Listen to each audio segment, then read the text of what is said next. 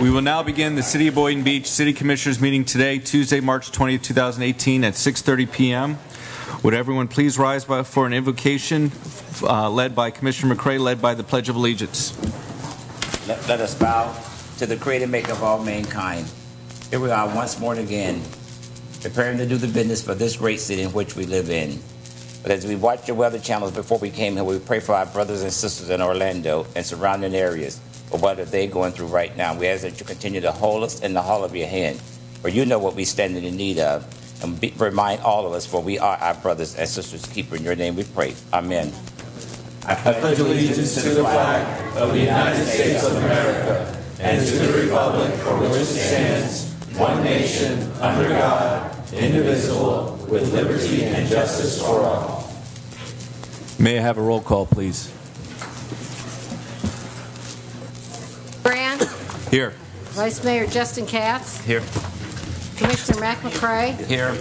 Commissioner Christina Romulus. Present. And Commissioner Joe Casello. Here. All present, Mayor. I'd like to do one addition. We have State Representative Lori Berman here to do an announcement, so I'd like to put her at 3A. Anything else for deletions or corrections? Seeing none, may I have a second? Second. All those in favor state so by saying aye. Aye. All those opposed? Agenda is approved. Moving on to informational items from the Commission. I'll begin. On March 7th, I had lunch with Roger Kirk and David Skok. On the 8th, I attended a 100th birthday celebration for Mary Jensen, and I'll be happy to celebrate anyone else's 100th birthday as well. On the 9th, I flew up to Washington, D.C. for the National League of Cities Congressional Conference, and before that, I attended the Business Development Bureau's event for site planners. On Saturday the 10th, I took a class called Tying the Budget to Priorities and Long-Range Planning. Basically, it talked about what we are doing with our city, trying to go for strategic goals of building the Boynton Beach brand, building wealth in the community, rather than simple tasks. On the 12th, I attended a morning session with Bob Schieffer from Meet the Press. I attended a class for Rising Tide of Preemption and What's Happening in the Courts. I also went to the Finnish Embassy and the Young Leaders Happy Hour. I'm happy to say on Tuesday the 13th, we unanimously approved Town Square with all the rest of the Commission. Very excited about that. 14th, I attended the Career Day for Manatee Elementary School and completed the Complete Street Summit that the Palm Beach County Transportation Planning Agency held. Our engineer Gary Dunmeyer was there, and I think we need to look into having a ordinance for complete streets before Town Square gets started, so that both the state and federal governments know what we expect when they're building roads in Boynton Beach. On the 14th, I attended the Transportation Planning Agency over in the acreage. On the 16th, I had my meeting with the HUD investigator regarding our moratorium for group homes. The 17th, I attended the Blarney Bash, along with a couple of our other breweries. 18th, I conducted the Gold Coast band Stars and Stripes Forever, and on May 20th, they're actually going to have their final concert, so please put that on your calendars. On the 19th, I attended the Luxury Chamber of Commerce event, and today I met with the FEMA External Affairs, so if anyone had any problems with FEMA, I have that contact, and attended a event with Lang Realty over at Intracoastal Park Clubhouse. Commissioner Casello? Other than meeting with the HUD investigator, I have no disclosures. Commissioner Romulus? I also met with the HUD investigator, and I attended the Community Fitness Day that we had in conjunction with the Community Caring Center and their Hunger 5K walk. So that was a great event, just seeing everybody out there moving and skipping and Zumbaing and whatever else they were doing. It was pretty exciting out there. So good stuff. Also have my husband here in the audience with my two boys. So hi. And that is all I have to disclose for today. Thank you, Mayor. Frank? Thank you, Mayor. I met with the HUD investigator as well. Last night I got a chance to meet with INCA, the group that I represent in District 2. We had Assistant Chief State Attorney, Mr. Alan Johnson, who spoke on ethics on opioids. It was a fantastic eye-opener. Today, as I was on High Ridge Road, passing our fire department, I went back to being young at heart again. I witnessed Mr. Frank Ireland, who's one of our Parks and Recs supervisors, also the men and women in blue at the fire department, and they had a lot of young kids out there. And I had to just get myself over there and get in the picture because I said, wow, I'll do anything just to follow them around for the rest of the day. So we are as old as we feel and as young as we want to be. So thank you. I'm really young now. I'm almost 8 years old. Thank you. Right. That's it. Vice Mayor Katz. I met with the HUD investigator, and that's it. Moving on to announcements, we will begin with State Representative Lori Berman.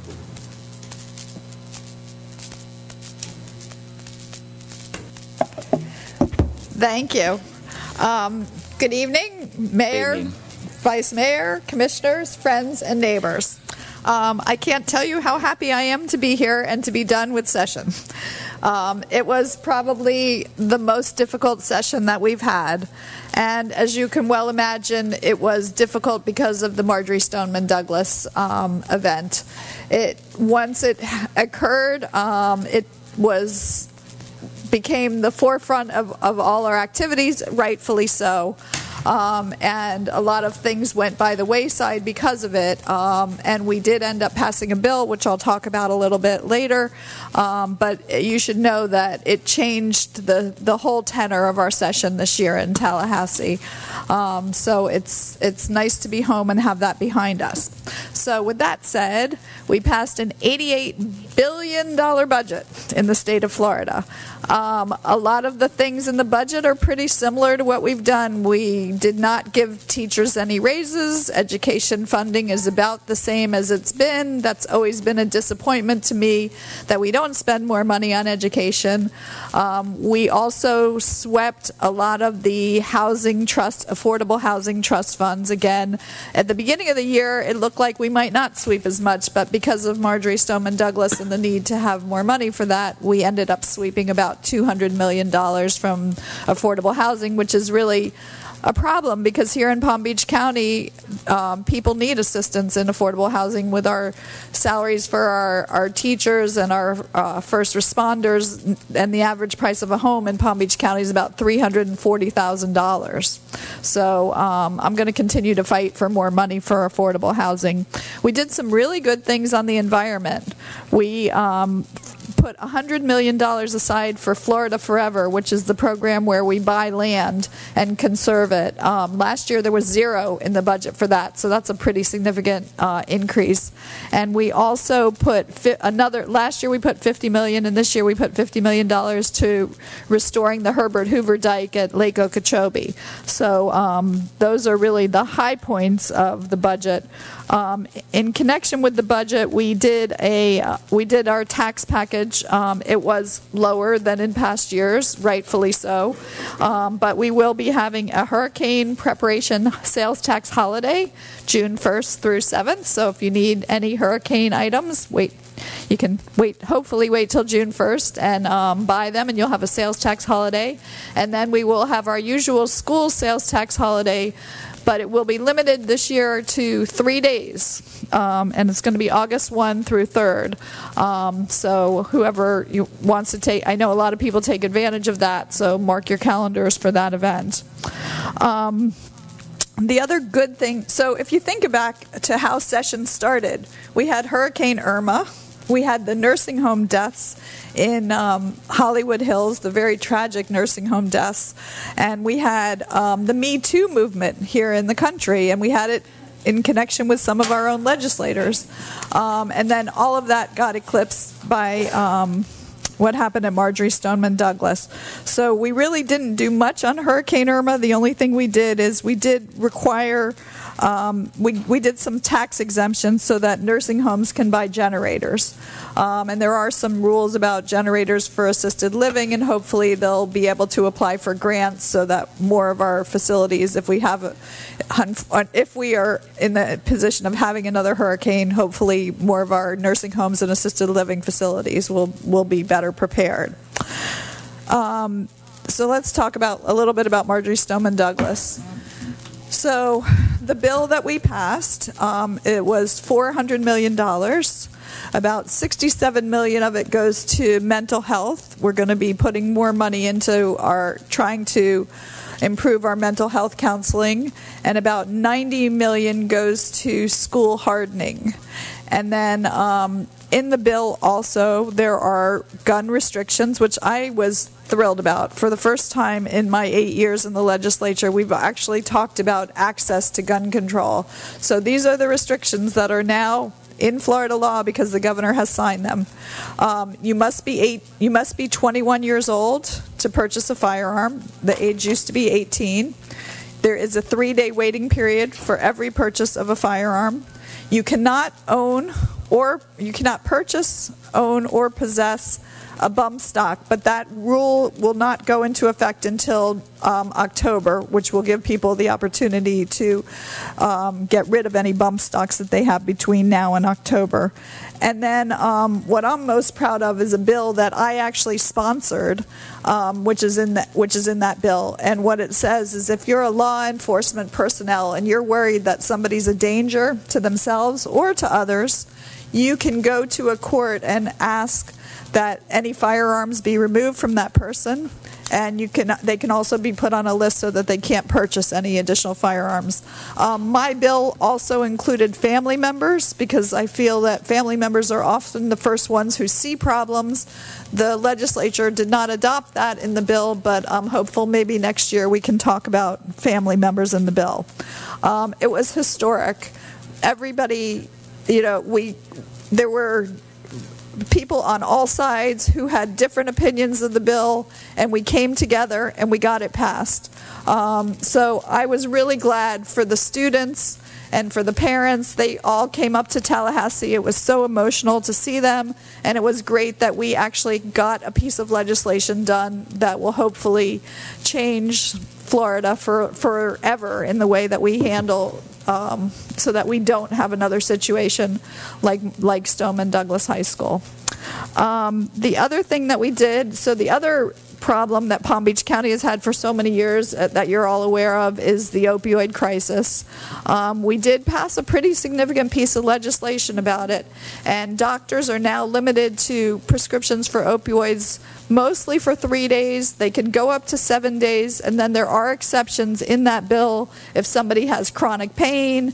So we're not trying to make it unreasonable for somebody to get access to opioids if they need them, but we're trying to stop people from getting addicted to opioids.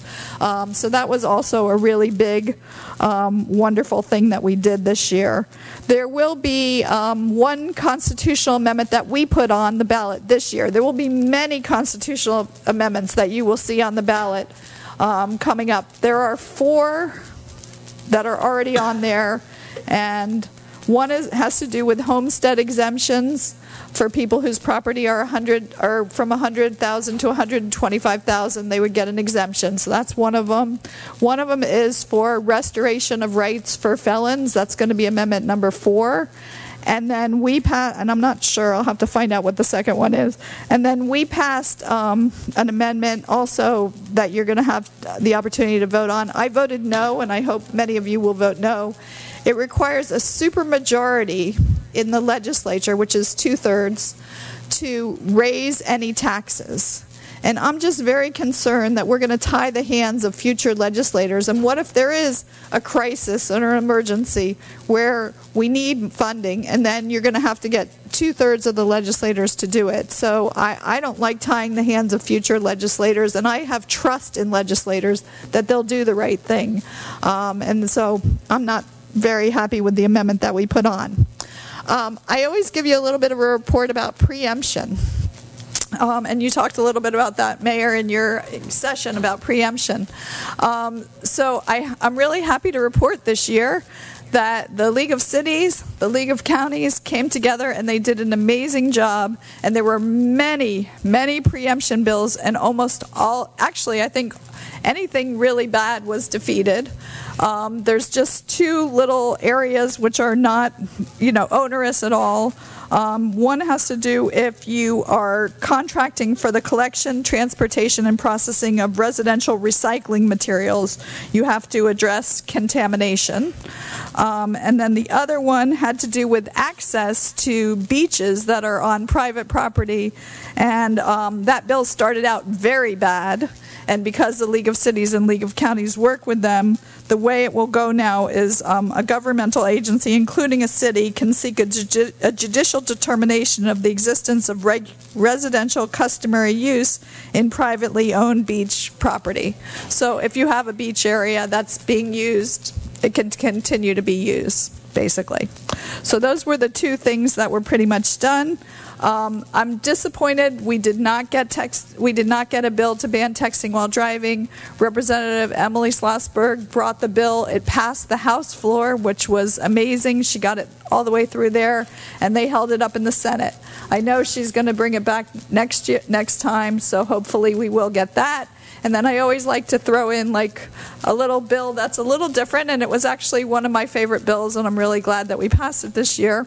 And that's the marriage license bill. So now in the state of Florida, in order to get married, you must be 18 years of age. And it was done because there's been problems where young girls have married older men because of coercion, and so this is a really good protection for a lot of our young people. There is an exemption in the bill. If you are 17 years old and the person you are marrying is no older than 2 years older than you, you can get married. So that's kind of one of the more interesting bills we passed.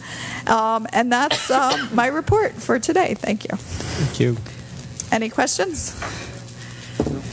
Yes, Lori? I wanted to, and Representative Berman, I don't know if you may know this yet, but our law firm, Gorin, Sheriff Duty, and Ezrol, we obviously it's a deep firm with several attorneys that we've had the pleasure to work with, along with Jim, which is Mike Cerullo and Shauna Bridgman.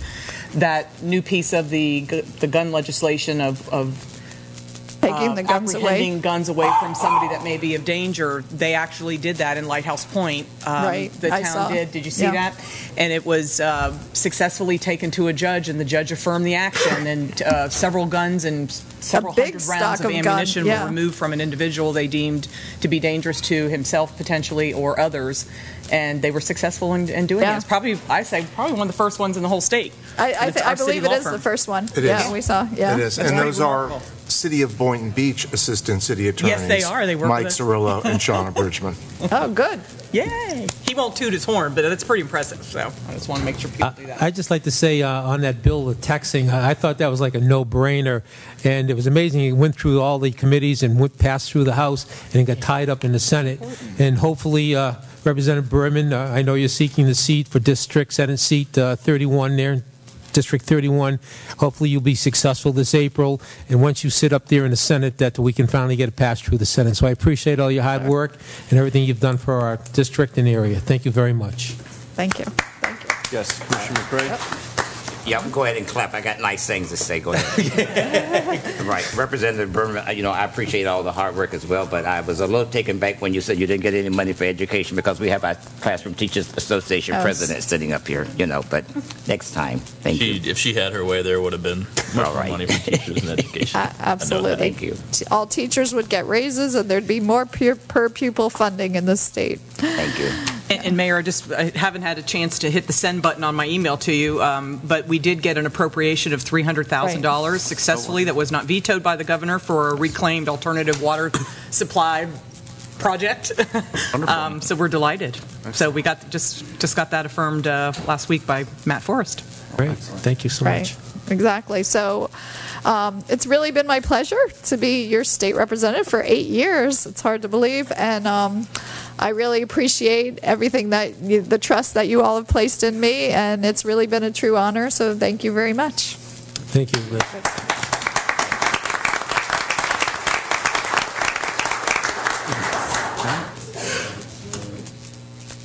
All right. Moving on to the 7th Annual South Florida Police Canine Conference. Excuse me, before we move on to announcements, I'm sorry. I have to say, I don't see Eleanor in here, but I went into her office today because I was bragging about Inca's new website, and I said, wow, that was amazing. And she said, well, we're launching ours today. So I just want to tell Eleanor I got a chance to look at your web page, but it's not as good as Inca, I don't think. But guess what? You're smidgen under, but guess what? I'm proud, both of y'all, I can at least view now. Thank you. I looked at the city commission meeting, and I said, well, I'm a little fat, so I have to go on a diet, but other than that, I'm okay. Thank you. Thank you, Mayor. Thank you. All right. Is there any more informational items from the commission? Seeing none, moving on to announcements. The 7th Annual South Florida Police K-9 Competition will be held March 24, 2018 from 2 p.m. to 8 p.m. at Boynton Beach High School. More than 30 K-9 teams from across the state will compete in an obstacle course and the hardest-hitting, fastest-running dog competition. This is a free community event. There will be a bounce house, rock climbing wall, and SWAT obstacle course for the kids. Food and drinks available for purchase. No pets allowed. For more information, visit www.sflpolicek9competition.com. Next, we have an announcement by the Lynx at Boynton Beach Golf Course of the winners of the 2017-18 Palm Beach County Women's Interclub Match Play League. Thank you, Colin. Colin Groff, Assistant City Manager. So I get the pleasure of filling in for Ron. He's a much better golfer than I am, but we are really glad, really happy to announce tonight that we've created a dynasty, and it's going to continue. And so that's what we're here to do, is introduce the new golf dynasty for the Lynx at Boynton Beach. So I want to have them come up, because, and while they're coming up, I'm going to introduce the team, and then we'll tell a little bit about what they did. The team members are Brenda Schneider, who's the captain, Chris Leon, who's the co-captain, Linda Berger, Joyce Martin, Gail Wagman, Candy de Blasio, Sue Lieber, Abby Dorn, Karen Krug, Joanne Madonna, Amber Hoy, Mary Aller, Phyllis Longhigh, and Ellen Rich. I hope I got them all right. Did I get close? I hope. Okay, I got close. But we really are glad to have them here tonight. They joined an inter-club league in 2006, representing the Lynx at Boynton Beach. And they had won. They had come in second place a couple times. And what this is a league that competes with other course clubs around the county. There's 8 clubs that compete, and they compete in the fall and the spring. Last year, everybody said, well, it could be a fluke. They won. But they won the Palm Beach County League play last year, so they were the winners. So this year, they came back, and it wasn't a fluke. What they did is they said, well, we're going to be a dynasty, so they won again. And so we're going to expect the next 10 years. So the nice thing about Boynton Beach is the trophy gets to stay at our golf course. So with that, I just want to introduce you with the league play team, women's club team of Palm Beach County. Thank you. Thank you very much. We were way down in the fall. We were like third from the bottom, and we came back the second half and won on the last day. So it was great team play, all of us.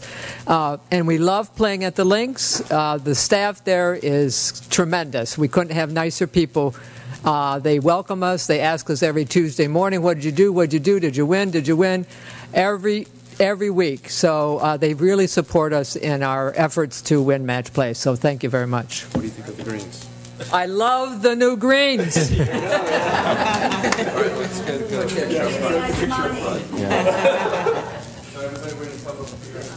Get your picture. Yeah. Hey, Brenda. Everybody there. Mayor, as you're getting ready to, I'd just like to say to the ladies, thank you. You know, you act as ambassadors for our city here, and to bring that those preludes and awards to our Lynx here, it just gives the city a good name, and we much appreciate it.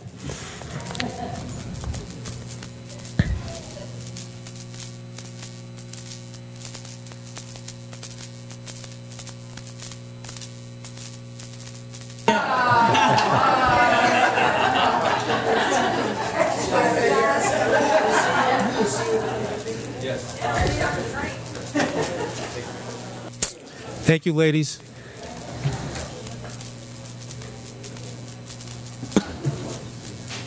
Colin, I bet they play a lot better than you do, too. Oh, absolutely. I played with Brenda's husband this morning, and I can tell you Brenda's a much better golfer than her husband, Walter. All right. Gonna be aired. All right. Next, we have an announcement by Recreation and Parks Director Wally Majors about the Youth Symposium that will be held at Carolyn Sims Center on Saturday, April 7th, beginning at 10 a.m. Thank you, Mayor. Good evening, Mayor and Commissioners. Ladies and gentlemen, my name is Wally Majors. I'm the Recreation and Parks Director. We want to invite you to attend the Youth Symposium that we're hosting at the Carolyn Sims Center on April 7th. This program, I think, is very topical. It's for youth ages 13 through 18, and they're going to have discussions about youth leadership, career path, cyberbullying, and other related topics. And most importantly, we're going to feed them, and we're going to provide them with a 10-hour community service certificate. So we feel that this is a very worthwhile and very important information, especially for children in this, I should say youth in this age group. And again, that'll be Saturday, April 7th at 10 o'clock. And if you have any questions or wish to RSVP, you can contact Frank Ireland at 561-742-6641. Thank you very much, Mayor. Next, we have announcements by Mary de Graffenreit, Events and Programs Manager, regarding the annual Extravaganza, which will be held at Ezell Hester Jr. Community Center on Saturday, March 31st, 2018, from 10 a.m. to 12 p.m. Good evening. Mary de Graffenreit, Events and Program Manager. I'm here today to share some exciting news about an upcoming event. On Saturday, March 31st, the Recreation and Parks Department will host the annual Extravaganza event featuring Peter Cottontail. The bunny hopping event will be held at the Ezell Hester Community Center from 10 a.m. to 12 p.m. Families can enjoy a variety of games, play features, face painting, crafts, and egg hunts for ages 1 to 12. All Golden Egg winners will receive a special prize basket. So hop on over to the Extravaganza event and get a photo taken with the Easter Bunny and take home a bag of goodies. Event flyers will be on the back table for anyone requiring additional information about the event. Thank you so much. Beautiful. Mayor, excuse me. Mayor, excuse us. Yes, sir. Mayor, I'd just like to say you forgot to stress why we moved it from one part of the city to this part of the city. Would you explain that? Well, burial-free park, we just added some new playground equipment, which limited space out there. And we kind of wanted to open up the area and add more play features and games and a variety of egg hunts. So we felt that Hester Center could accommodate all age groups, and it will allow us to add a variety of play features, face painting, and just open up the event even more to the community. So that's one of the primary reasons. And is there a place for overflow parking? Right now, we hope to fill up the Ezell Hester Community Center, and if need be, we'll shuttle people in and use Sims Center for additional overflow parking. All right. Thank you so much. Okay. Thank you.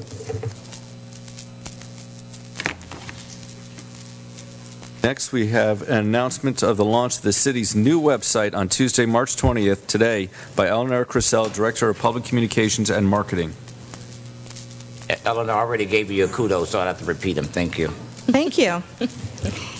Good evening, Mayor and Commissioners. For the record, Eleanor Crisell, Director of Public Information and Marketing. And Laura and I will be tag teaming the announcement tonight.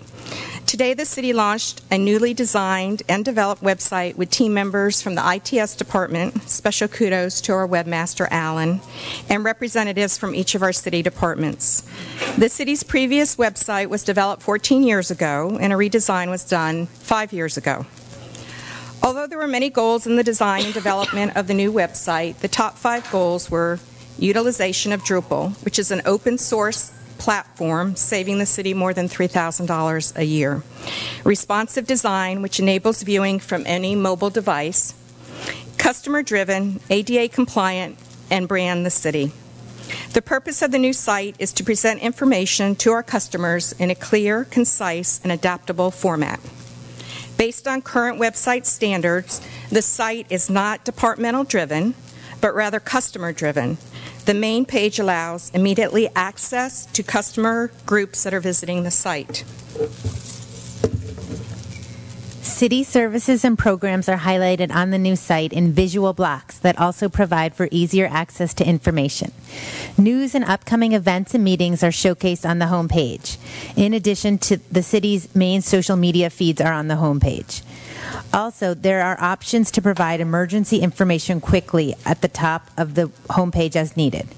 The approximate 2,500 pages on the past website were reduced to approximately 250. Promotional PDF brochures were removed and the information was directly placed into a page. Fillable forms were created, simplifying permitting processes for customers. The city will continue to improve the website in the areas of ADA color compliance, online permitting and payment, offering information in multiple languages, and adding additional modules to engage our community. The city encourages feedback from its more than 300,000 site visitors and will modify the site to meet their expectations and preferences. If you have any questions, I'll be happy to answer them. Otherwise, you can go on your mobile phone right now or your laptop and view the website. I'd just like to thank you, Eleanor, and the staff, the IT staff, for putting this all together. I know we playing around with it a little bit yesterday, and it's going to be really friendly, user-friendly, and we appreciate that. I think that to be able to, for the residents to be able to go on our website now and navigate through anything they need to navigate through to communicate with us is going to be on there.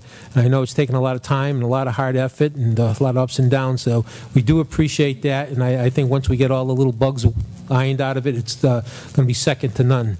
Might even be better than Inkers. I don't think so. So I thank you. Thank you so much. Thank you. I wanted to comment on the website as well. I've been kind of paying attention and multitasking as we've been going on with the meeting, and definitely I'm liking what I see. I love the user-friendliness of it, and even the little things that it asks you, like where it walks you through, do I need a permit? And so I think you guys definitely took into consideration all the suggestions that we've made over the past couple of years of make it user-friendly, make it approachable, make it bright and in your face, and all that definitely came into play, and I'm seeing it now, and I know I'm going to get even more entertained with it as time goes on. So thank you for the work that you've done. I don't know if you saw my tweet earlier today. I did. Thank you. But I do thank you for the update from the Stone Age. Thank you so much. Okay. Appreciate yourself. Next, we have an announcement of the Go Green Boynton Beach events by Rebecca Harvey, Sustainability Coordinator.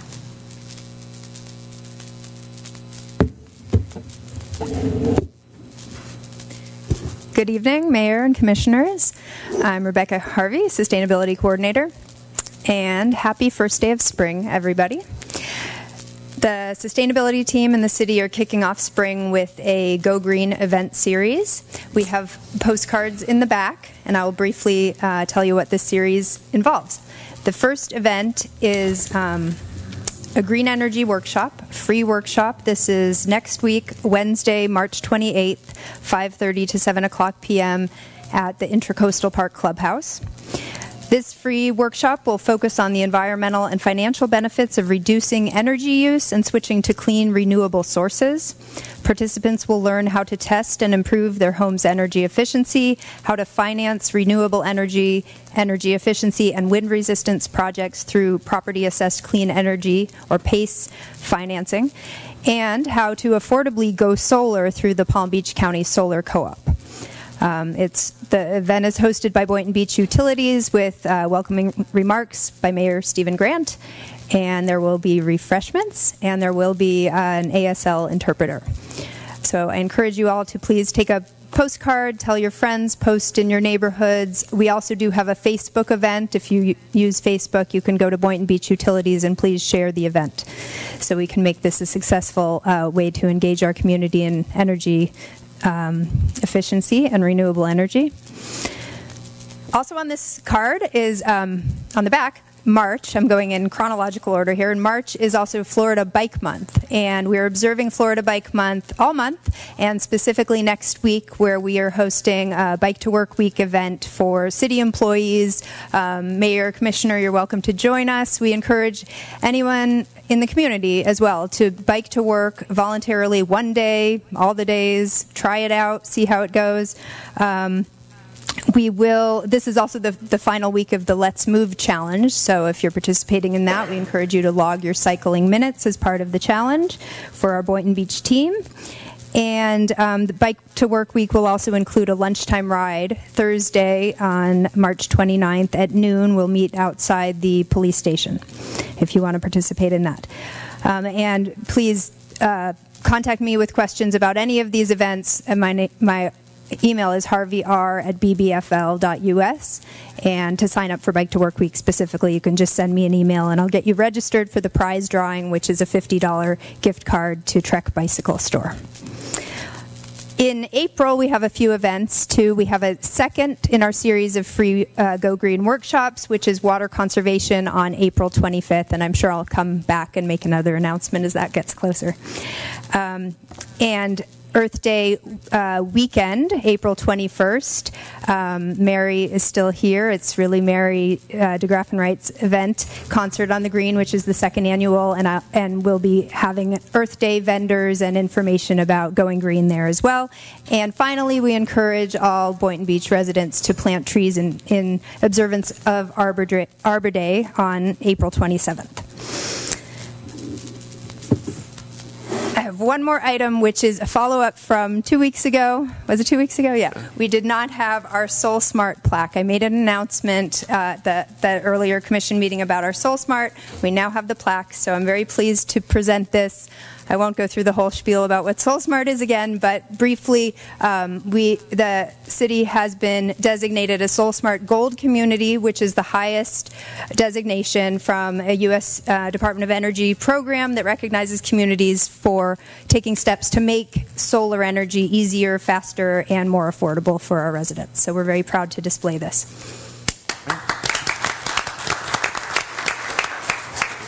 Rebecca, don't go. We wasn't able to take the picture the last time. Mayor, you can go take your picture now. Good. Thank you.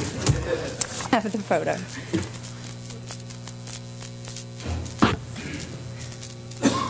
Also, while the mayor is getting ready for the picture, Eleanor, I just want to say thank you. Go Green is on our website and all these announcements, so you all up to date. Thank you.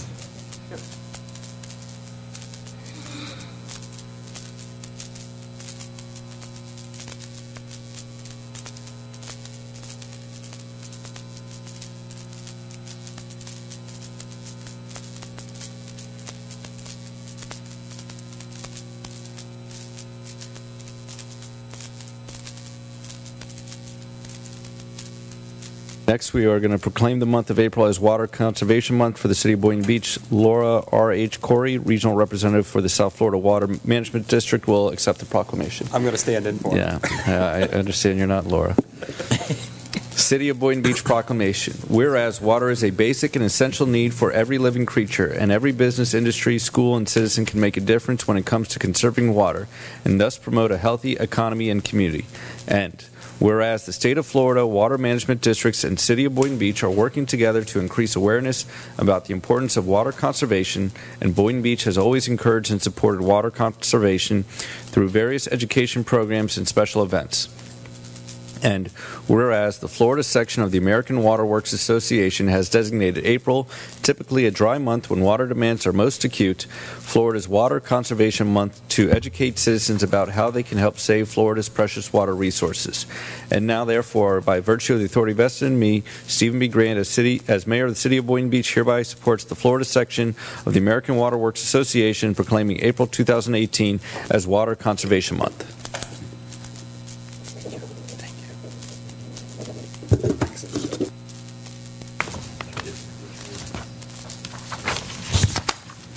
So, Colin Groff, Assistant City Manager. You know I can't get up here and not talk. Anyways, this is really something that's close to my heart because I really like water conservation. And so let me say, why does a utility guy, which that's what I am, everybody knows that, like water conservation? And the reason is because it not only puts dollars in each individual pocket on a monthly basis in your water bill when you conserve water, it also helps you long term because the more people conserve, the less we have to go out and spend to build new to gather new resources to provide that water, which is become extremely expensive. So we're glad to celebrate this month of water conservation, and we do have some of these workshops coming up where you'll learn how to do it yourself and do it in your house and put some money in your pocket. So with that, that's good.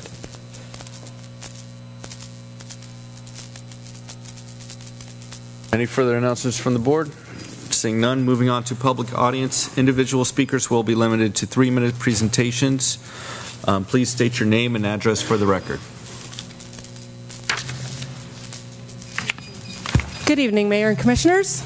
My name is Lori Wilkinson. I live at 2458 Southwest Cranbrook Drive here in Boynton.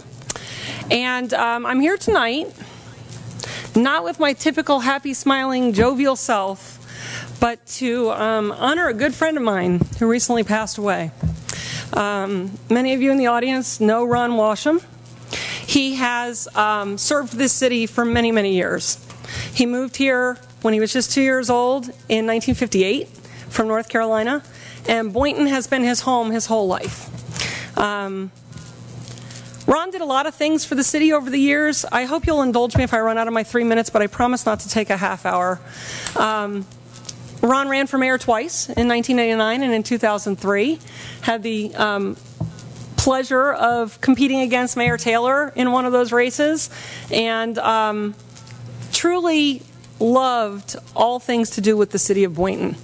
He was I believe it was close to 20-year chairperson of the Community Relations Board, and was involved in what is now the MLK March that goes on from City Hall towards the Hester Center. But in the beginning, it wasn't called that. I don't know what it was called. I want to say rice marches, but I could be wrong about that. I don't know. But he was heavily involved in that in the get-go, and always had the underdog at heart in our city. Most recently, he helped us and served on the Greater Boynton Beach Foundation alongside of myself. He's been involved in so many things in this city over the years, and his fingerprints are on a lot of the things that go on, and hopefully a lot of the stuff that I'm gathering from his house right now will end up in the Historical Society for Boynton, because there are some things, you know, pictures of him as a kid jumping off the Inlet Bridge kind of things that we wouldn't allow it today, of course, but you know, it was part and parcel for what went on in the late 60s and early 70s here in Boynton. He loved this city, and with all of the time that he spent doing things for good for the community and trying to make our city better by being active in our politics, I just felt it appropriate to voice on the public record how much I think he's going to be missed. Also, as a side note, on the evening that he passed away, the evening that he passed away, I just really want to say thank you to our amazing paramedics and police officers that came to his house. Detective Brown is the detective that did most of the stuff. I can't remember every other officer's names. There were 4 or 5 of them that came. But when I tell you that they were not only expedient, but just, I mean, amazing with the family, and they were just stellar in the way that they treated the family and treated Ron, you know. So anyway, I do appreciate that. I do thank you for giving me just a couple extra seconds. The last thing I want to say, just in his honor, because for those of you that know him, you may know that he has had a rough couple of years. He lost his leg almost, it was a week after he passed. It would have been 2 years since his leg had to have been amputated. And then because of that, he wasn't able to work anymore. And so it's really difficult to have absolutely zero money. And so just kind of as a side note, which I know doesn't really have anything to do with the local part of politics, but in general, I really truly believe that the system failed Ron. He was denied Social Security disability 3 times. He had a quadruple bypass just 2 weeks after he lost his leg. He was blind in one eye. He had a myriad of things wrong with him, and yet the powers that be said, but we still think you can work. He could barely walk, you know. He also didn't qualify for the healthcare district until just about 6 months before he passed, so he went about 1.5 years without any healthcare at all. So, you know, all politics is local, right? That was one of the things that he liked to say. I believe that's a Teddy Roosevelt quote. All politics is local, but sometimes local politicians end up being state or federal or president. So I would ask that if you guys decide in your realm, in your journey to go further in your political career, to keep in mind that there are people dying every single day because the system has failed them. For those of you that knew Ron, he loved this city. He loved everything about this place, and I'm going to miss him.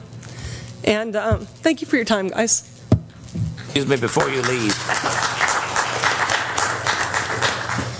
I'd just like to say that Ron and your father, they both visit the senior center. Oh, I meant to say that. And I got a senior chance center. to Yeah, they were at using least it. fellowship with Ron, and I'm just saying, and your father, I haven't seen him for a while, but we'll discuss that later. But anyway, you do have my sympathy, and he and I, we dialogue many, many times, and when he would come in, he would always say, hey, McCray, you're really a trooper, so you have my sympathy. Thank you.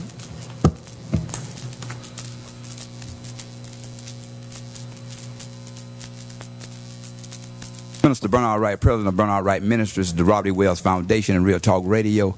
I have a very concern tonight. Good evening, everybody on the dais, everybody in their respective positions. I have a very serious concern as a representative and as a community advocate for my neighborhood.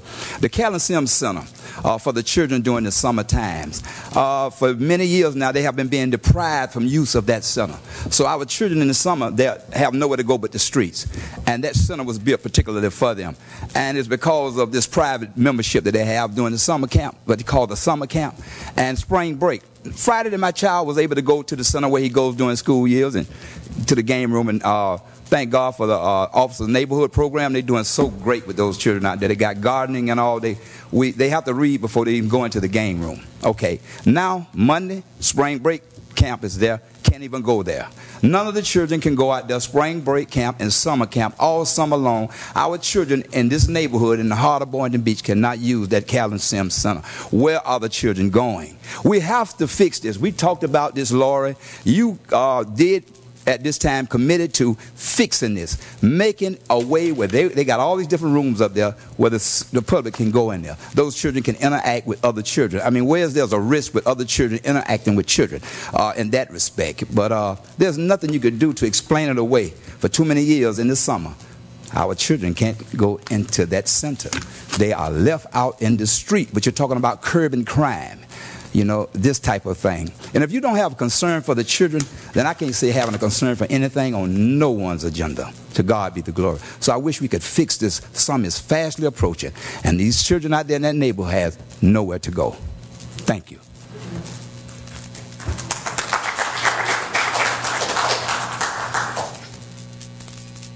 Hi, Susan Oyer, 140 Southeast 27th Way. First of all, I'd like to say, in addition to us losing Ron Washam, who I knew as a child too, what a great man, our city has also lost one of its oldest women who did everything. Her name was Marie Shepard.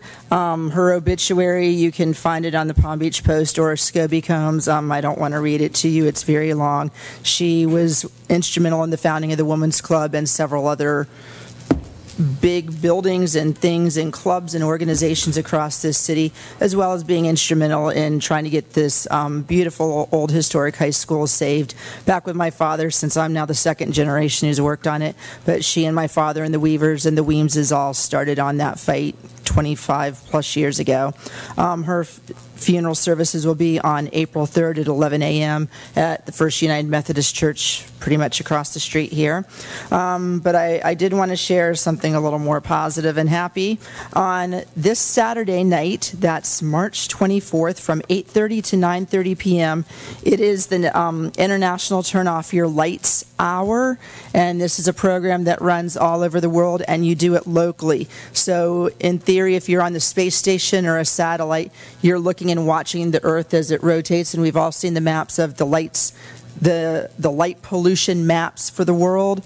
So what you should see in theory is each time zone, as it crosses from 8:30 to 9:30, will be dark.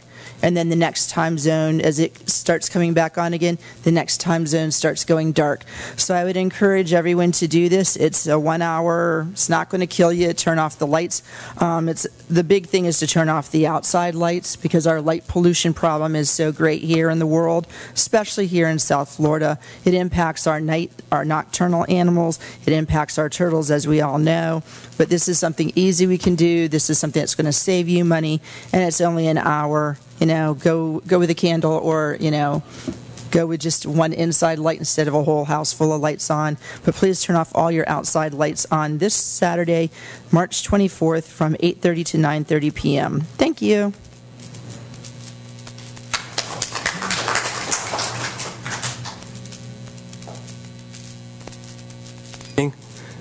My name is Don Ludsworth. I live at 909 Southwest 3rd Avenue in Boynton Beach.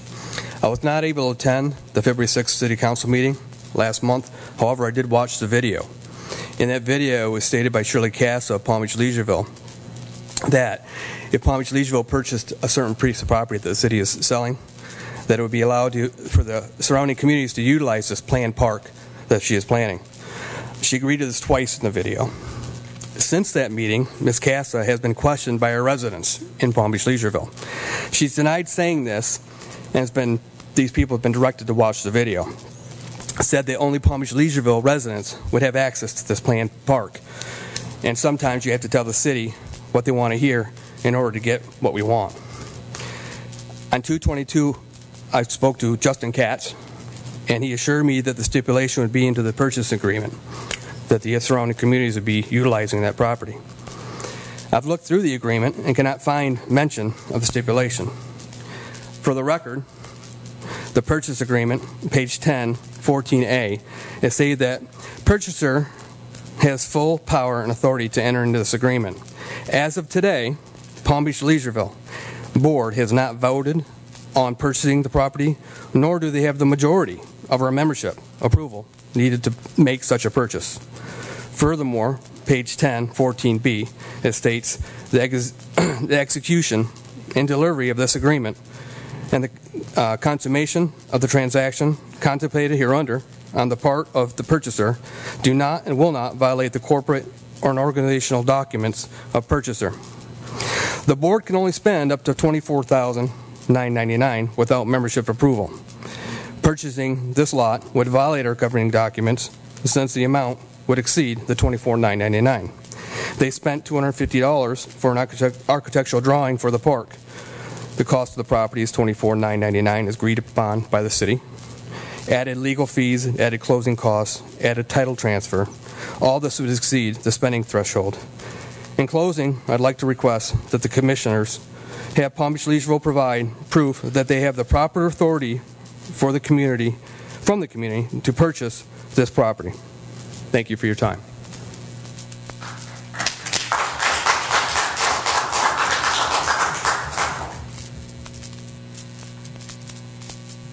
Hi, my name is Judy Cloutier. I live at 709 Southwest First Court.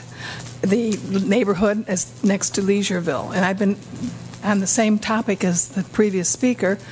There seems to be no reason why they're buying this property, because there's no access to Leisureville, from Leisureville to the property. It's all surrounded by homes. Furthermore, selling it for $25,000 roughly makes no sense, because there have been, at the other meeting I heard people saying that developers have offered as much as $50,000 for the property. I think the property should be developed. I think it would do an asset for the tax base, for the community to have more people, affordable housing. As you just had said earlier, we need affordable housing. I don't understand the agreement. The agreement to purchase says nothing about the promise of having access by the other neighborhood. There's no way the city of Boynton can hold them to their promises, because the agreement clearly states that once it's sold, the city has nothing to say. So I think we should reconsider the low price that we're selling it for and the purpose we're selling it for. Thank you very much.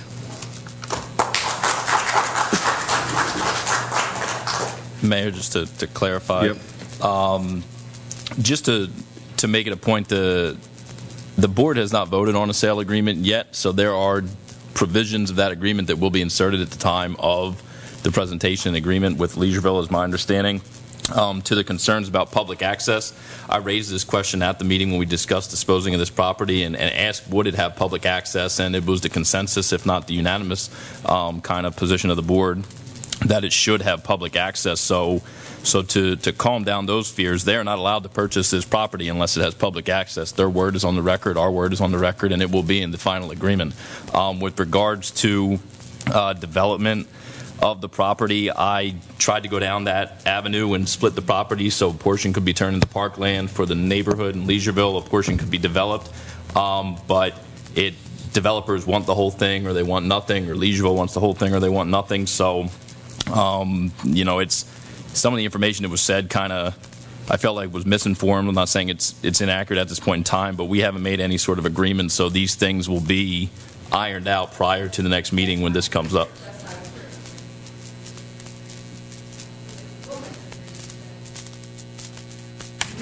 Not access the property from Leisureville. Presumably their intent to purchase it means that they will create an access point for their community. If they can't access it from their community but they build a public park accessible to the adjacent community, that would be a foolish decision on their part, but it will be accessible to the public by way of the residential neighborhoods to the east and Leisureville if they have some sort of go-between between their houses. Tear down a house to do it. That would be their business to decide, I suppose. Think again, too. I mean, $25,000 difference to Boynton Beach. Selling it for $25 when other offers have been at $50. But we could sell it for a lot more. But I think that... Well, why don't we? Because initially when Leisureville was created, or at some point decades ago, there had been earmarked land for green space, and that's what this was. And that was the contention, that they wanted to preserve it as green space. So, with regards to the talk about affordable housing, this isn't a neighborhood that promotes affordable housing by virtue of the market pricing. The houses adjacent to that lot sell for in excess of $275,000. The developer is going to go in there. Even Habitat for Humanity stated that they would price houses at $220,000 to $240,000. So that's affordable these days. I think when we talk about building affordable housing, we're not talking about $250,000 houses typically. Maybe there's a misunderstanding in terms. I'm talking about houses that people can afford. Not to belabor it, but the issues that you raised are absolutely going to be addressed in the final sale agreement, if it goes.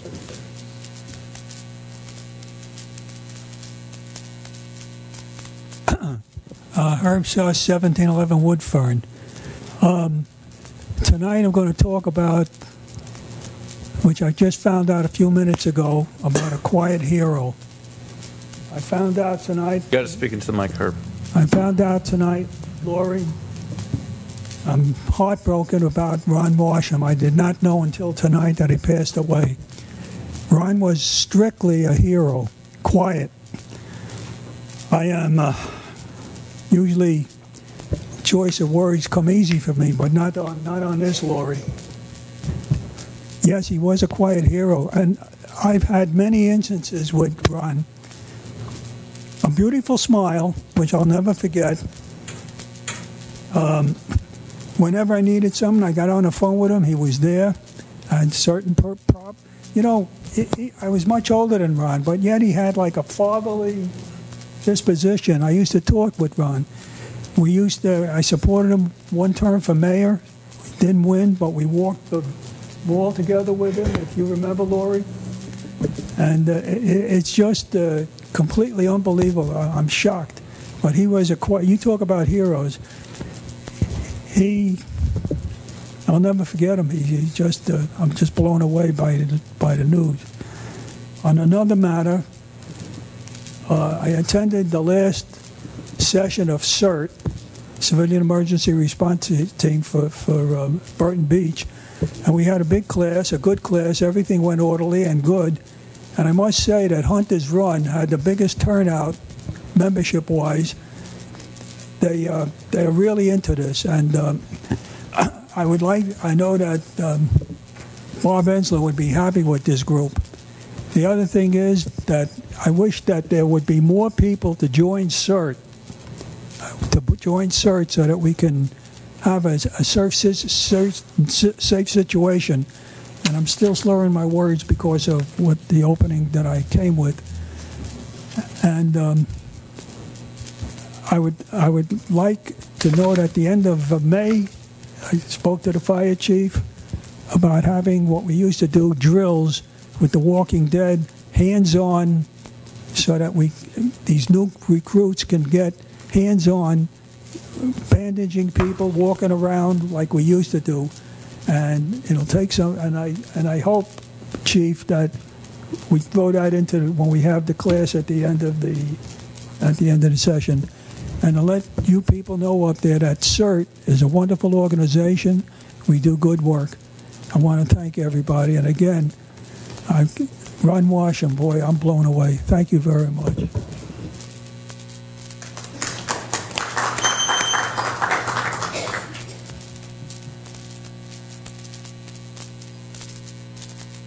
John Porges, President and CEO of the Greater Boynton Beach Chamber of Commerce.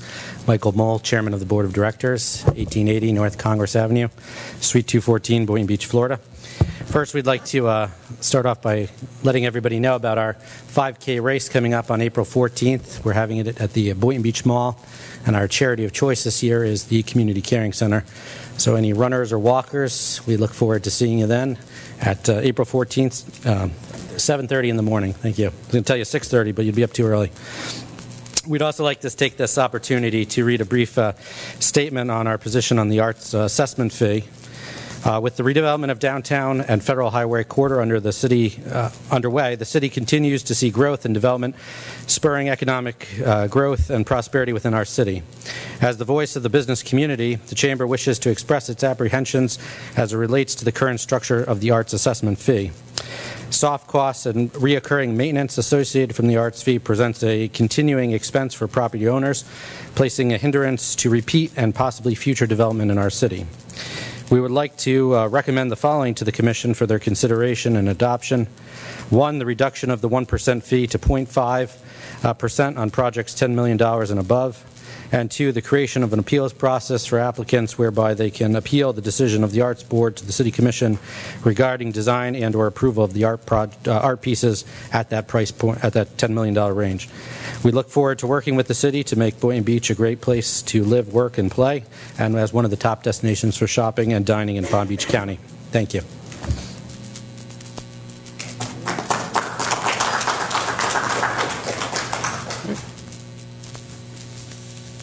Seeing no more public audience, moving on to administrative. I believe I have the first applicant.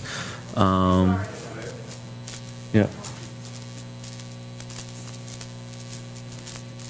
Yeah. Sean, would you like me to just pull item 6A so you can discuss then? I'll pull 6A because so we can discuss the item at that time. All right. Yeah. So, Arts Commission, I'd like to nominate Johanna Zell. Second. All those in favor? Aye. All those opposed? Nomination is approved. And then we have an alternate for Historic Resources Preservation Board by Commissioner McRae. Richard Bunnell. Second. All those in favor state so by saying aye. Aye. All those opposed? Nomination is approved. Next, we move on to Vice Mayor. So, first, I'd like to congratulate Vice Mayor Justin Katz for the wonderful work that he's done this past year.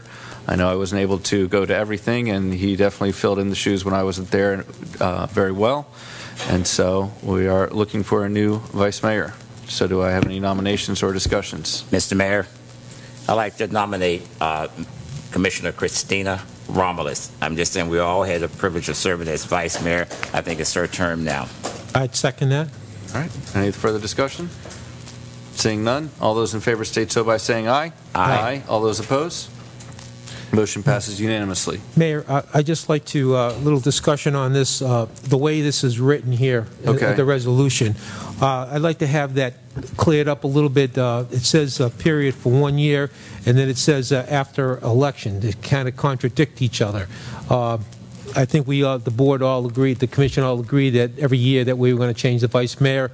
I think if we have that in the black and white document here, I think it'll take a lot of the confusion or, possible guesswork out of it. So just take out until the next general election of November. So Okay. just for a period of 1 year, and we'll move on. Okay. Okay?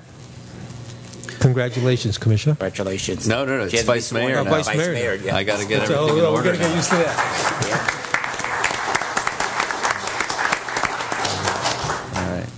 All The next item is... Excuse me, she's sworn in tonight.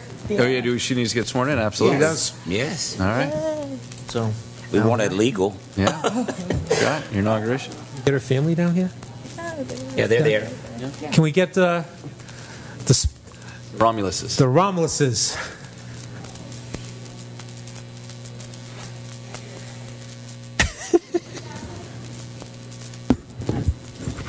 The little one that's coming down, we call that the commission baby. Yes. We witnessed the birth. That's in the record now. That's in the record. Yeah, you're going to mommy. You got one vote anyway. That's vice mayor, not mommy.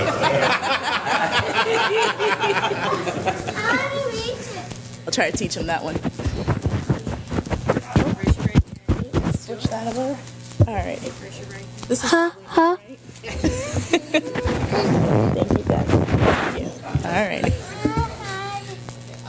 I, Christina Lewis Romulus, solemnly swear or affirm do solemnly swear or affirm that I will support, protect, and defend that I will support, protect, and defend the Constitution and government of the United States. I'm sorry I missed that. Constitution and government of the United States. The Constitution and government of the United The States, state of Florida. the state of Florida, The city of Boynton Beach. and the city of Boynton Beach. That I am duly qualified to hold office That I am duly qualified to hold office under the Constitution and laws of the state of Florida under the Constitution and laws of the state of Florida and the city of Boynton Beach. and the city of Boynton Beach. And I will well and faithfully perform And I will well and faithfully perform the duties of vice mayor the duties of vice mayor of the city of Boynton Beach, Florida. of the great city of Boynton Beach, Florida. Congratulations. Thank you.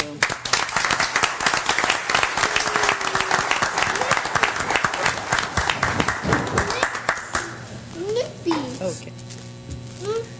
Thank you all. I want to thank my board members for nominating me, and I look forward to serving in this capacity. Thank you all.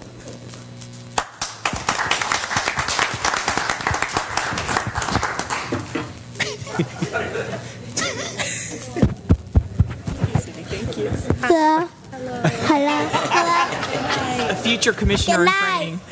Good night.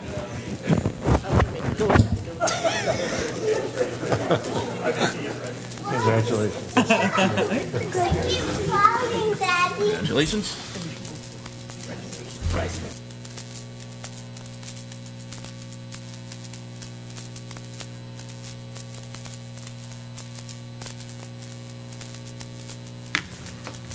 So next is a motion to approve the mayor traveling to Lakai, Haiti for May 2nd to the 7th with the Sister Cities International Organization. I have not heard back from the Department of State for Florida regarding whether I can use my campaign funds or not, so I will not be using my campaign funds as I would like to travel as mayor from the city of Boynton Beach. So will you be paying your own way? Correct. Okay. So if you're paying your own way, you're just going to represent the city as the mayor of the city of Boynton. Motion to approve. Second.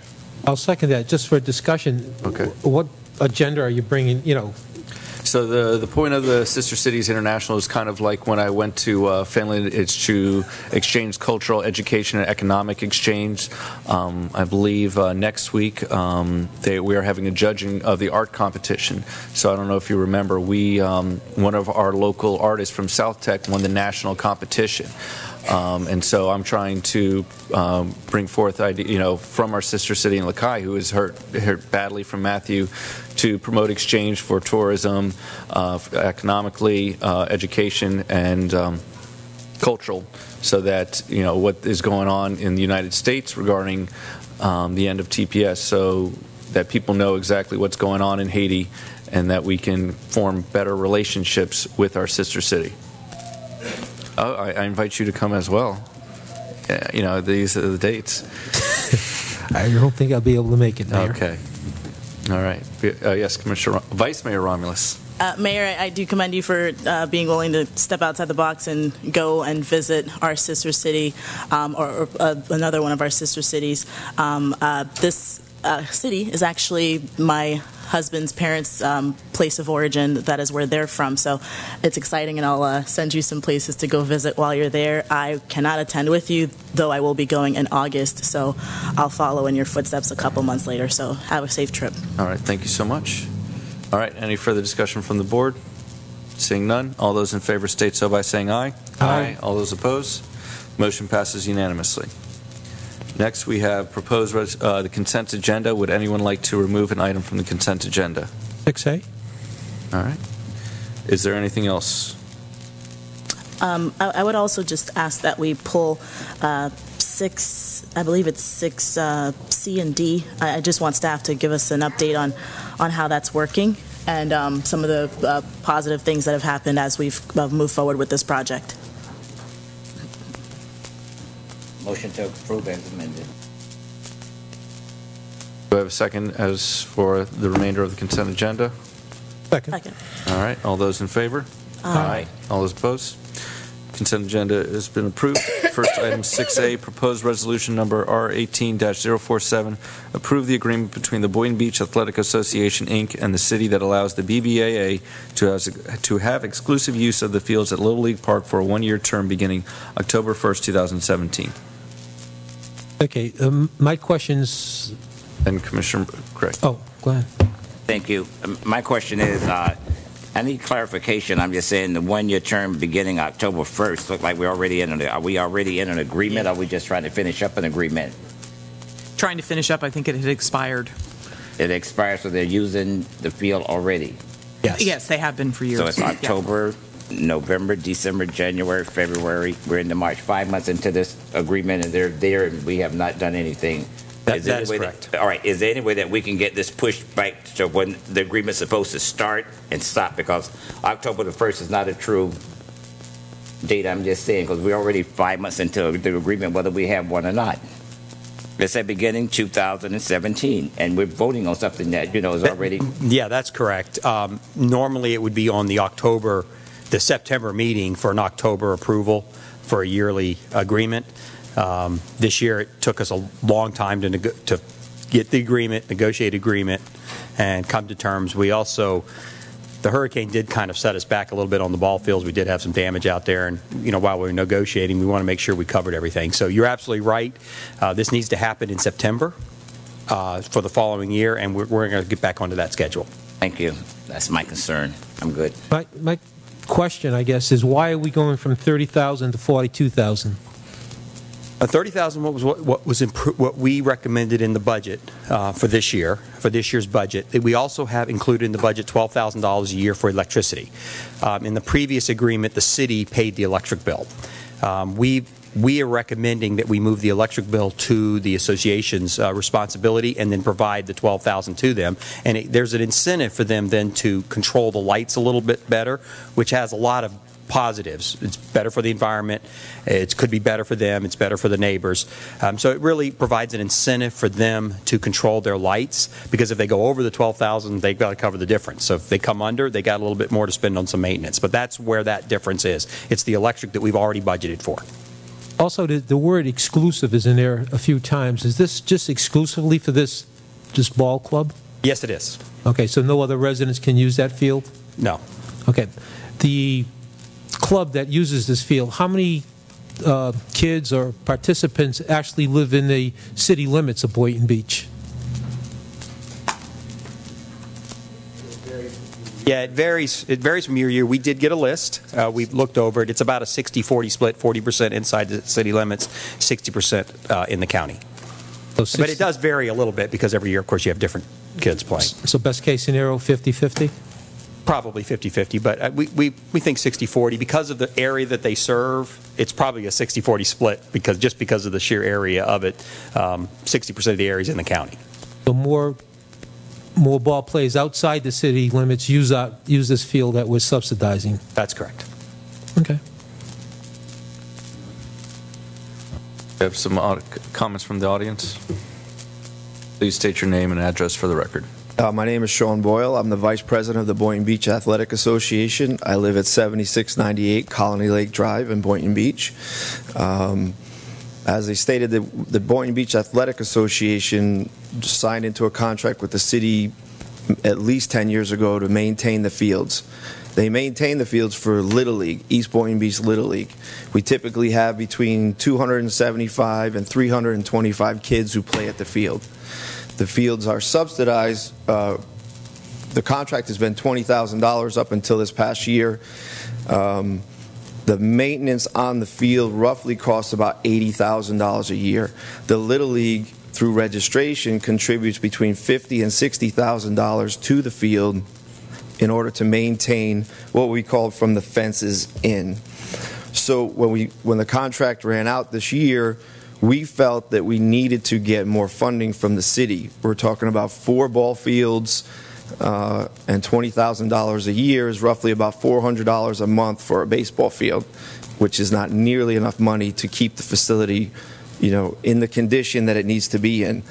But presently, what we're going to start to do is try and find a way to get the baseball fields back on a capital improvement plan. What we're trying to do right now is maintain a field that's kind of like an old car. We need much more money to maintain the fields at the present state they're in than we would if they were improved upon and made more sustainable. We're spending lots and lots of money on repairs, things that are breaking down. And as I said, the Little League itself, whether it's 50% from outside the city limits or 50% from inside or 60-40, the Little League is contributing over $50,000 into a city park. So we're trying to get more funding so that we can make the park better for the city of Boynton Beach. The Little League's been playing there since the 50s. The park was built in the 50s, and a lot of the dugouts and stuff are still from the 1950s. And we have a tremendous amount of historic wins, titles, and famous people that have played there. So we're trying to upgrade the park just like the city's trying to upgrade other parts of the city. Are you okay with the current contract? Am I okay with the current contract? That's what we're voting on now. I would love to see the city commission vote to give more money to the park. I mean, as what I'm saying is $400 a month for a baseball field for maintenance leaves us, as I said, $50,000 or $60,000 short. I'm not saying that I want the city to pay all the money. It just seems that between the city and the Little League, we could come up with a fair agreement where the Little League is not taking registration money away from these kids who need equipment in order to maintain a baseball field that belongs to the city. Now, go ahead. I was going to say, the Boynton Beach Athletic Association has exclusive rights to the park. All that means is that we maintain the park. We also allow other schools. Lake Worth Christian use the park. Somerset Academy will use the park. Imagine Chancellor uses the park. We have lots of events and stuff at the park. So just the exclusivity is that we run the schedule. And if the city needs the park for something, Wally will contact me, say we have a race going there. We say, great, everybody runs through. So that exclusivity part is really just that we maintain the schedule and who runs there, and that Little League gets the park first before other people. Do you charge these other schools that play there? Did they help pay that maintenance fee when you allow them to play on that field? Yeah, we charge what's the typical fee, which is about $100 for a two-hour use of the field, and we put the money back into the park. But you can see the city's dilemma here. We have like 28, 29 parks in all of Boynton Beach here. And to ask for more resources for this, I understand, and I think you do a great job there, and a great program. Thank you. And I support that. But to ask, for more funding for that, which you could use. Right. But it takes away from the other parks that are in greater need than what these ball fields are. I mean, I understand what you're saying, but I would also say that since 2006, Little League Park has been left off the capital improvement plan. So while millions of dollars have been spent on the other parks in the last 12 years, $0 have been spent on Little League Park. So that leaves us with a gap of just a maintenance plan of $20 grand a year. So while yes, I agree with what you're saying on a maintenance program, but an overall aspect of the city, Little League Park has been left behind. And I would argue there's been a lot of things left behind coming out of the capital. Listen, I can only speak for Little League Park. And I appreciate that. Yeah. I appreciate that. And is it Commissioner McCray? Thank you. I think what's on the table tonight is $30,000 and then $12,000 for lighting. I need to ask staff, what was the electric bill for last year? It was almost $12,000. That's what we. That's why we budgeted that this year. Okay, and also need to ask staff too. We have 4 other ball fields, I think, in Boynton. I'm just saying that's owned by the county. Anybody checked how well used are those ball fields? I'm just saying. I'm going to let Wally answer that question because he knows a lot more than I do about that. Again, for the record, Wally Majors, Recreation and Parks Director. We believe the fields may be available. We have talked to the county more along the lines of long-range planning and considering the fact that at some point we may have to look at that cemetery and possibly expanding there. So we haven't touched specifically as it relates to the needs for Little League, but I believe those fields are available, and I think the county just invested quite a bit of money, over $4 million, to put improvements to that park. So, right, the county is using surtax money to do upgrades on that field, and I'm just saying, we have surtax money here for the city of Boynton. Can any of that surtax money, I'm asking staff now, can we appropriate any of that money towards helping with the Little League field? We can. That's legally, yes. Legally, yes. Legally, we can. Okay, so I'm in favor of doing what is before us tonight, the $30,000 plus the $12,000, and let them run this year with that. And then if they need to come back, let's look at some of our surtax money if they're willing to stay there and keep it up. And if not, we look at other avenues. That's the way I want to vote. All right, Commissioner Katz. Yeah, I'm in complete agreement with Commissioner McCray. I think that, because this agreement, if everything had run smoothly, should have been signed back in September. It's too late necessarily to make a decision for this current fiscal year, but I know that in conversations in recent months, there have been requests from a handful of individuals in the heart of Boynton for baseball facilities, and while personally I don't think building one additional baseball field makes financial sense, if this Little League could somehow partner with the city to market the league more effectively in the heart of Boynton and provide an opportunity, because it's really only a mile-and-a-half shot down Seacrest from the park to the area I'm referring to. I think it's an opportunity to one, satisfy the demand for some baseball activity from that area. Two, going along with the concern about the proportion of city versus non-city participation, that could increase city participation, which might be something that lends itself to more funds from the city. And then, again, kind of exactly what Commissioner McCray said. If this park hasn't received any capital improvement funds for an extended period of time, and is starting to decay to the point that the cost will be exorbitant to maintain it, there might be some need to do some capital improvements. So I support everything that Commissioner McCray said about the next budget year and the next budget and trying to see what we can do.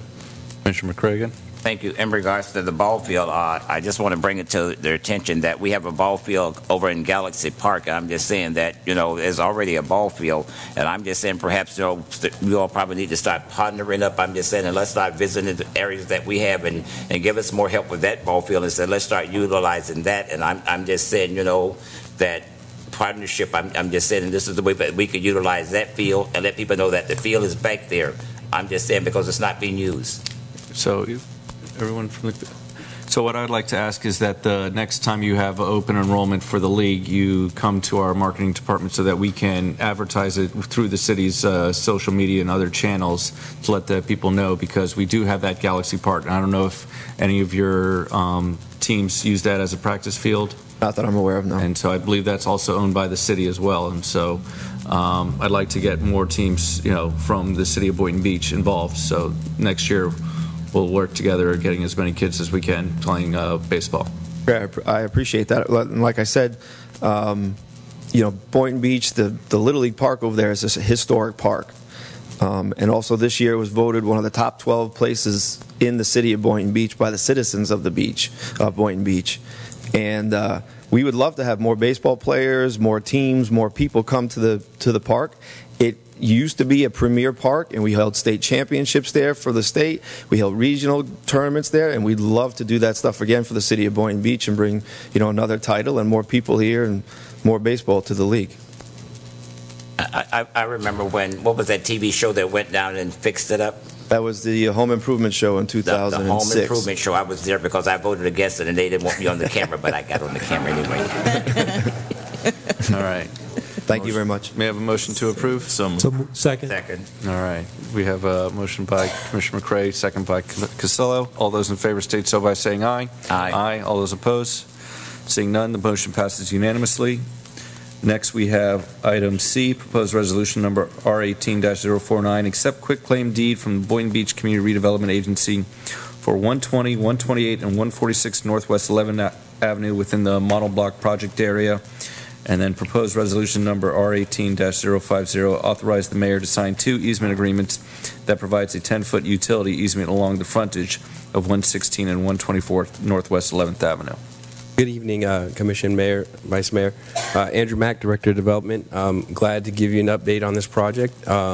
Seems like it's been a long time, but I think we finally got to the finish line here. What you see before you is the transferring of deeds from the CRA on the model block back to the city, as well as a plat and recording of an easement. This is just one of the steps left that we have to do in order to construct this street on Northwest 11th Avenue. In actuality, the bids for Northwest 11th Avenue are actually advertised at this time. So we're looking forward to reconstructing Northwest 11th Avenue, and that should start in June when school lets out. And as soon as the plat and everything is recorded, we're looking at going out to an RFP to partner with a builder or developer to construct the remaining 11 homes on Northwest 11th Avenue. Currently, we had 6 houses that were constructed, 4 by the Boynton Beach CDC and 2 by Habitat, and we currently have 1 that is being constructed on the CRA lot on Northwest 10th as well, Martin Luther King. So. And in addition, Yes, Mayor. Vice Mayor Romulus. Thank you. In addition, I do want to add the fact that building out Northwest 11th will now open that street and make it a through street and allow for now Point Siena to have better traffic flow and just I think it's amazing what's the work that has been done and what led up to this finale. So that's why I asked for this item to be pulled, because I want to kind of make sure that we commend staff, we commend our employees when they're doing great things, and we're really making the city somewhere that we all can be proud to live in and be a part of. So thank you. Yeah, absolutely. And you got to give credit to the CRA as well, because it was a true partnership between the city and CRA that made this project. And we have some beautiful homes on that block right now. Hello there, McCray. This all goes back to a couple of years. To refresh my memory, I know we got a grant from Wells Fargo. Correct. And all to do, and I know we had a artist rendition of the streetscape. Is that all part of this? We'll do this. Not on 10th. The rendering was for 10th. The future, we're going to redo the lights on 10th. But as you remember, we started an eminent domain process on 10th Avenue, right. And we abandoned that as part of that process. It was going to be too costly to do the project on 10th, but we did continue with on 11th, and we were able to negotiate voluntary sales agreements with all the homeowners, or the previous homeowners on Northwest 11th, which is why you see this project going forward. So that street and the sidewalks and all will look something similar to that? Yeah, part of the Wells Fargo grant did implement some of that. We did install the sidewalks. We did install the trees and the irrigation. The last part that wasn't done was the street lighting, which will hopefully in the future we'll be able to be in a better position to do that project as well. Thank you. My question is, sorry, Commissioner McCray. The main component of this, doing it, I'm just saying, will be the burying of the FP&L cables. Am I correct? On Northwest 11th Avenue, yes, those overhead lines will be underground. The actuality, the Comcast and AT&T have removed their infrastructure off the poles, and FPL should be soon. My question is, what are we planning on doing with the excess land? Which part? On Northwest 11th, are we taking all of the lots as the road, or is all of that already planned? Part of the plat is going to plat the lot lines for the lots, and so the city, when the CRA, if you decided to take this, accept the deeds, when we replat, the city will acquire and have 11 lots on Northwest 11th Avenue, and at that time we'll go out for an RFP and look for a partner to construct the new homes. Vice Mayor Romulus. Last thing, I want to make sure that we send a shout out to our development department. The fact that they're out there at least once a quarter, right? Correct. Out yes. there on MLK at Sarah Sims Park, helping to clean up and keep that area clean. And so again, I thank staff for their diligence and keeping that area beautiful and continuing to make sure that our residents have a great quality of life. So thank you for the work that you're doing, Andrew, and the team that you're leading. It's commendable. So keep it up, and I appreciate you. Thank you. Thank you. May I have a motion to approve? So moved. Item, I need two. Resolution number R18-049. So moved by Vice Mayor Romulus. Do I have a second? Second. All right. All those in favor state so by saying aye. Aye. All those opposed? Seeing none, resolution is passed. Next is resolution number R18-050. May I have a motion to approve? Second. All those in favor state so by saying aye. Aye. All those opposed? Seeing none, motion passes unanimously. Moving on to bids and purchases over $100,000. Approve the purchase of new and replacement vehicles for fire rescue and police departments in the amount of $657,174.34 by utilizing the following contracts: Florida Sheriff's Association contract. The bid process satisfies the city's competitive bid requirements. May I have a motion to approve? So moved. Discussion. Yes. I just like for staff to tell the citizens of Boynton, what are we buying? I know what we're buying. We're buying 2 fire rescue ambulances and 1 motorcycle for the traffic unit for the police department. All right. And I just also like to make a note. I was driving west on Boynton Beach Boulevard, and I saw our motorcycles making sure that people were doing the speed limit on Boynton Beach Boulevard. I like the way you put that.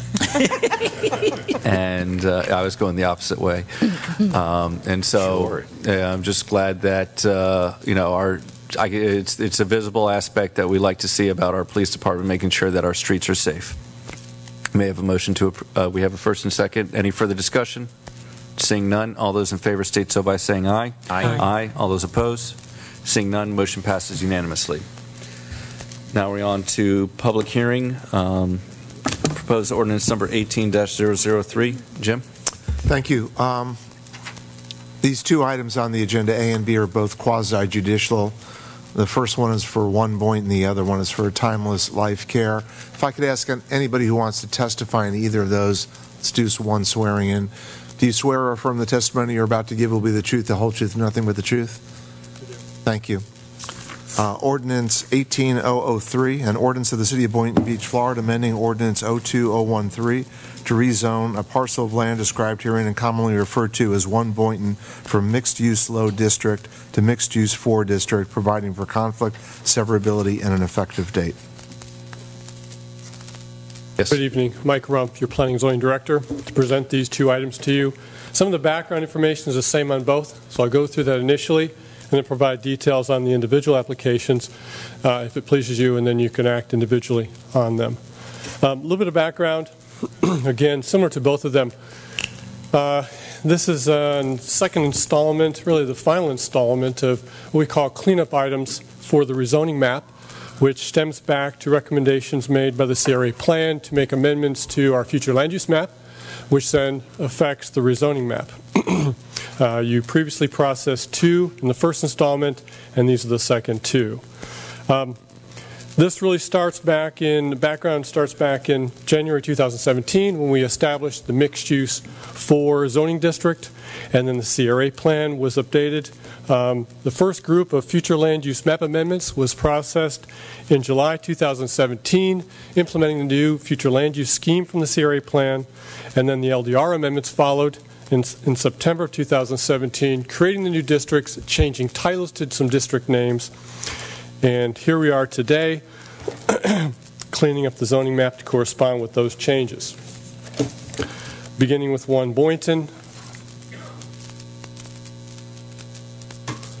If the slideshow could be queued up. Thank you. One Boynton is the first application. You recall this. We know this is Las Ventanas, now named One Boynton.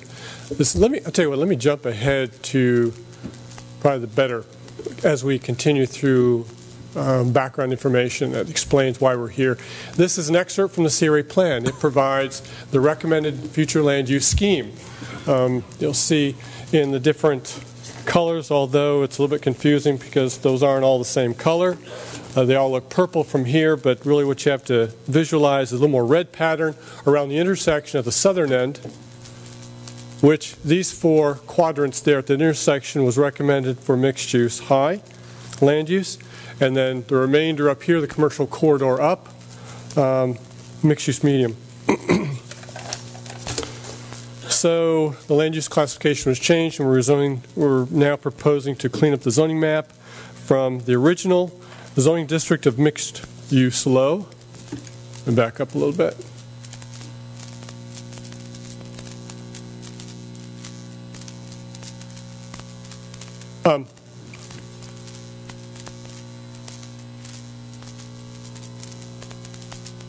Changing it from the old mixed-use low to the new mixed-use 4, which we established for the node as a CRA plan recommended for that intersection.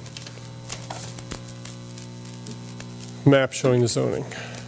I'm going to skim through this because it's really repetitive from what we had explained before in the 2 prior map amendments that previously were approved by the Commission. You can see at the southeast corner the Riverwalk project here, and then Las Ventanas northwest corner. Let me stop there. Are there questions on this? My question is that I see that it's city initiated. So if we don't do this, does that mean that no new businesses can go here because we don't have a zoning for this, or any business can go here because we don't have any proper zoning? No, I wouldn't say that. We have continued over the years. In fact, even a little bit more history here. The zoning on this property really goes back 2 or 3 generations of land use schemes. We had the first set of mixed-use zoning districts several years ago with 2 zoning districts, a mixed-use high and a mixed-use low. That then transformed into a 4-district system, low 1, 2, 3, and then mixed-use high.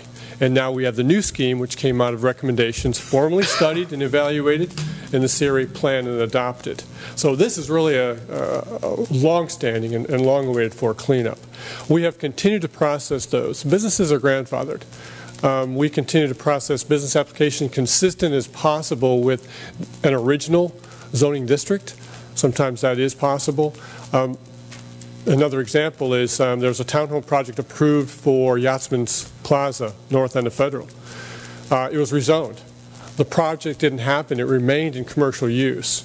So even though those are grandfathered commercial businesses in that property, as long as new businesses which come in and replace the old spaces are generally in line with the original district, we grandfather those, we approve those. If someone came in with a use which is really dissimilar to the original set of uses which were approved, then we would have to deny that. So day-to-day basis, if it continues to be the same commercial type uses, we could process them. What you'd present us with is really, you'd end up prompting staff to recommend that revisit the CRA plan, because what we would do would be inconsistent with the CRA plan recommendations. I want to revisit it, so I think let's approve this, because that means there was no new grandfathered businesses because they have a decided zoning district that is in the books, correct? That question? So the MU4 is in the books, and so it's either in or it's out, either conditional, permitted, yes, and there's no subjective view of it. Right. Now, again, also remember another stage of implementing the CRA plan will be a more thorough revamping of the zoning district regulations. But we're not discussing that now? That's correct. Okay, then that's okay. Yes, all right. All right. So Commissioner Casella? Yeah, so with this rezoning, someone could come in, if so desired, it's highly unlikely, but knock down One Ocean or Las Ventanas and put a 10-story building there now? You would follow a similar process that Riverwalk would be to do a major site plan modification and develop it according to the new regulations. That's correct. Correct. Okay, thank you. Second. Seeing no further discussion, anything from the audience? Seeing none, may I have a roll call, please? Fellow. Yes. Mayor Grant. Yes. Commissioner Katz. Yep. Commissioner McCrae. Stepped out. Okay. And Vice Mayor Romulus. Yes. Votes 4-0. Ordinance 18004, an ordinance of the City of Boynton Beach, Florida, amending Ordinance 02013 to rezone a parcel of land described herein and commonly referred to as Timeless Life Care and 601 South Federal Highway from mixed-use low-intensity 2 district to mixed-use 2 district, providing for conflict severability and an effective date.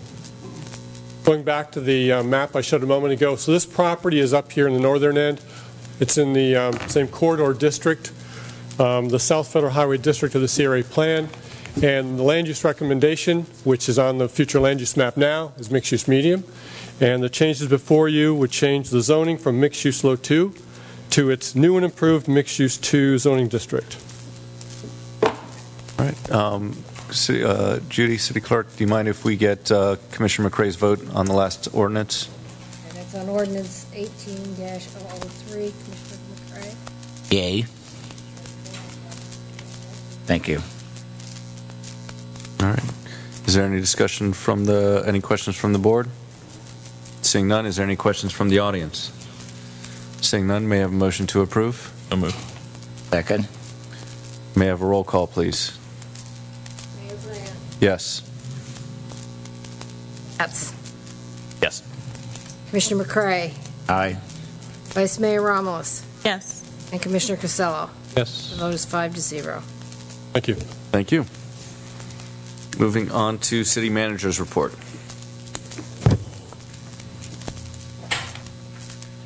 Thank you.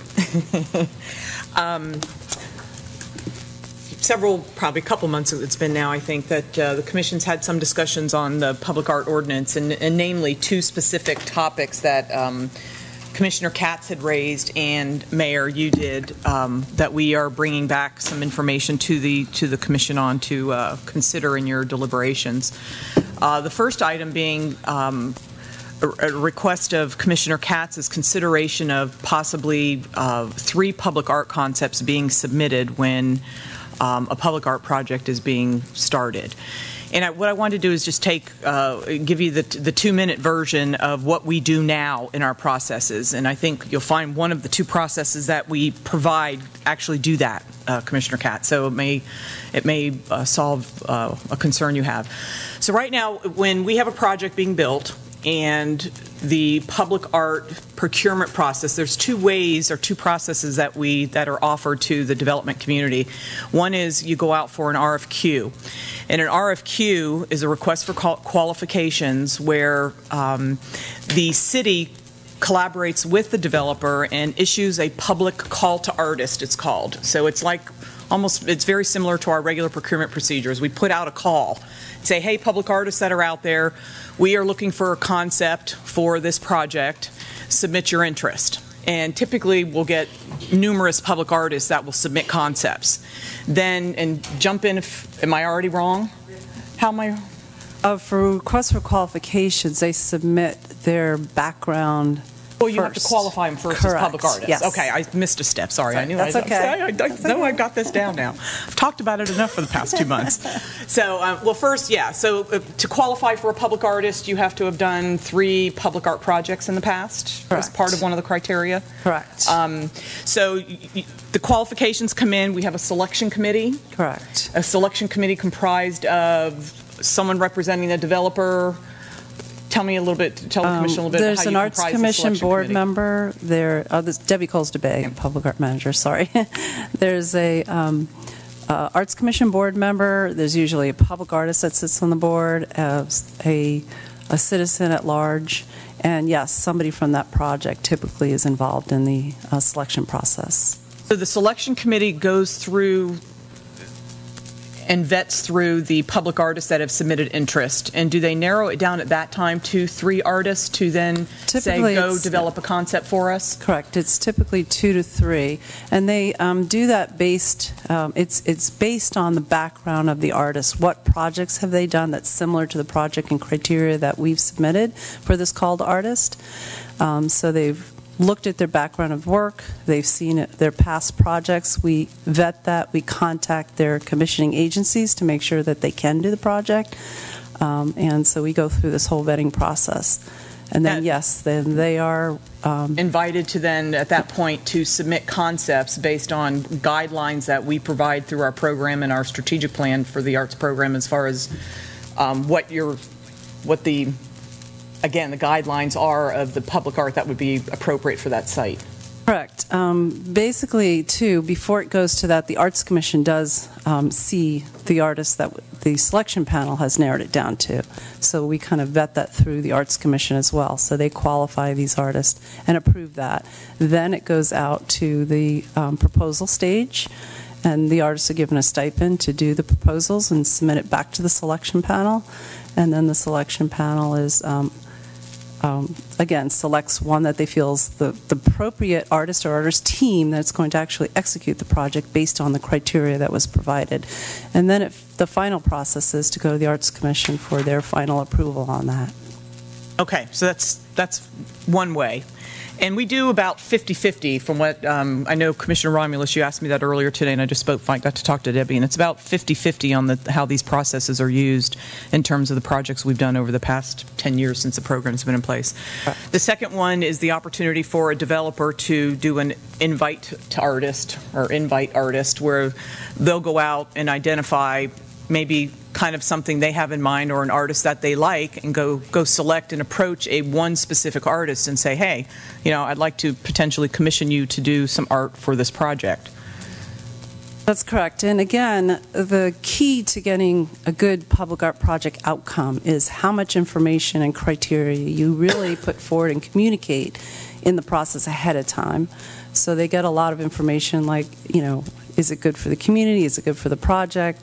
What criteria matches that project? Again, I look at it as how do you market the public art to the project, and that's what the developers do as well. So we work together in tandem with that information, and again, we also educate them on what our top 3 art forms in the city are based on the visioning plan, which is kinetic, eco, and glass art. So we communicate a lot of that. We communicate what the city is about, how we're branding our city, what other type of public art projects we have in our city, so that they can look at a well-rounded selection of what that artist might be able to present as a proposal for that specific project. And it's all site-specific.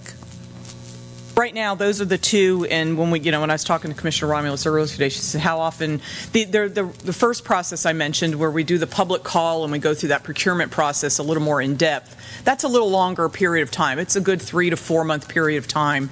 The second process, where the developer can go reach out to a public artist and say, we want to commission you, is probably a couple months. Again, it's about 50-50 on how it's utilized, but time is money for the development community. I know, and even recently talking to John Markey on the town square, part of one of the discussions we were having on putting our entire public art program together for what's going to be over $200 million redevelopment project. He's interested in, he wants to, as a developer, maintain control of his dollars and have the say of what art's going to go in on that project. So that second step, that second process, preserves that right for the developer to be able to, control how their money's going to get spent.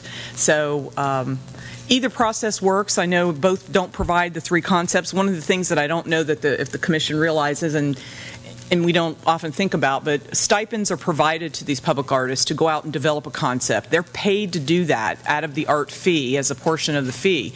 It isn't, so the more people you go asking to seek concepts from, it's just more money that goes to that process rather than into the art. So I wanted to provide that just kind of as a background for your discussion in terms of moving forward and where I think you're interested in being able to maybe have choice for the Arts Commission or the Selection Committee. One process provides that in terms of the types of art, our artist, and then the developer one doesn't really per se, I think, is the distinction of the two. All right, so. I think there's one thing to note also is that when they look at an artist's style of work, they're basically attracted to that type type of work that they do, and that's what the artist provides. So when they provide one concept, it's usually their best concept based on the criteria that was provided for them. Yeah, because we talked about on the process where a developer goes to pick up, identify an artist on their own. Should that artist, is one of the things maybe to require that artist to submit 3 concepts. But that really doesn't make sense, because we'll use the Albert Paley exhibit. I mean, he has a style of art. The pieces that are in front of City Hall and down Ocean Avenue are all very similar in style. So when you go to an artist and say, give me 3 proposals, they're all going to be very similar, because that's that person's style. And I don't know if I'm explaining that right, but you're not going to get much. So you would hope the initial proposal they put in, that's their best. You're going to get 2 more that are okay, but does it really add value to your consideration when it's the same artist? No. And they are developing. No, that's correct. Okay. And they are developing based on the criteria. So the best concept that they have is based on that criteria. So it's like questioning their best. What is the other 2? Their second or first So with that best? Background, Justin, Yeah, just to one clarify the crux of my bringing this up in the first place. It wasn't to expand the number of artists that would be entertained by the Arts Commission. It was art pieces specifically. So I'm not looking to say there need to be 3 artists presented to the Arts Commission and then they have to have 3 pieces each. And now we've got 9 different pieces. Specifically, whatever the process is for selecting the artist, I have no qualms about that. I just want to make sure that this being one of the few, if not the only, advisory boards that makes a final decision, that they actually have a decision to make with regards to these artists only having one good idea and in their second or third concept being far behind. Who determines what is their best idea? I think unless you present multiple pieces of art to the Arts Commission, we never know what the best idea is, because if someone only gives you one flavor of ice cream your whole life, you think that might be the best flavor of ice cream until you try the other 700 out there. So just going back to my original position, and I know this item has evolved to include a couple of other things. I just want to make sure that the Arts Commission is not being presented one piece of art and essentially having no purpose in sitting on that commission by authorizing that one piece of art. I've heard from developers that they want to have some more control over it. I think by having more than one concept presented, it gives them a little bit of control and a little bit of choice, because they can come and say, we prefer this rendering or whatever the art is. Again, I think this is all very subjective. Everything about art is suggestive, therefore the ordinance is subjective as well. I like the idea of choice. I don't like the idea that our advisory board's being given one choice, which is always the case, to approve or disapprove of the art, and you don't know what's the best unless you've seen alternatives. So that's kind of my position on that. Casella, you have a comment? Just for my own information here. So a developer, if you give him an idea or a concept of what we'd like to see in this particular, he can go out and secure his own artist and have it the final say?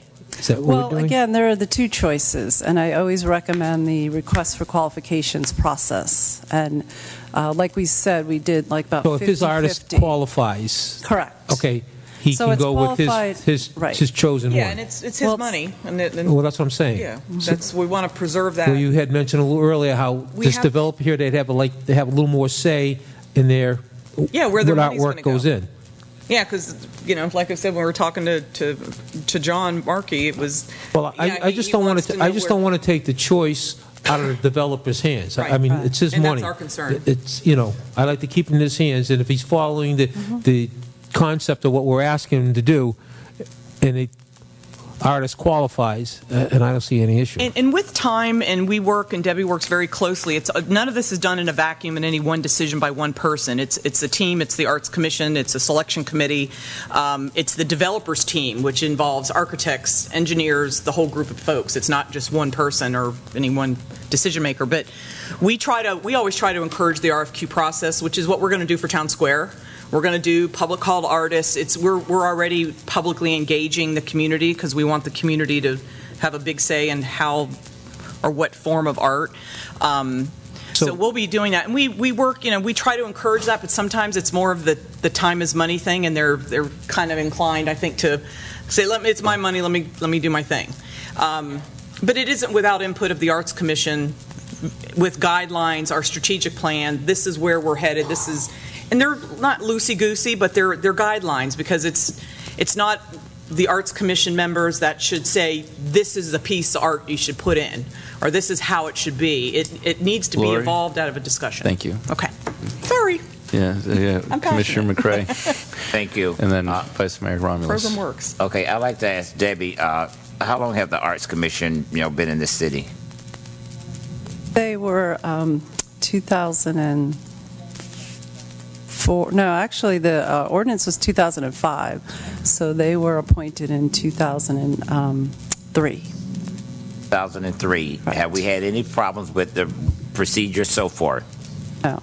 Okay. One of the main reasons that this came up was because of the art piece that was put out in front of 500 Ocean.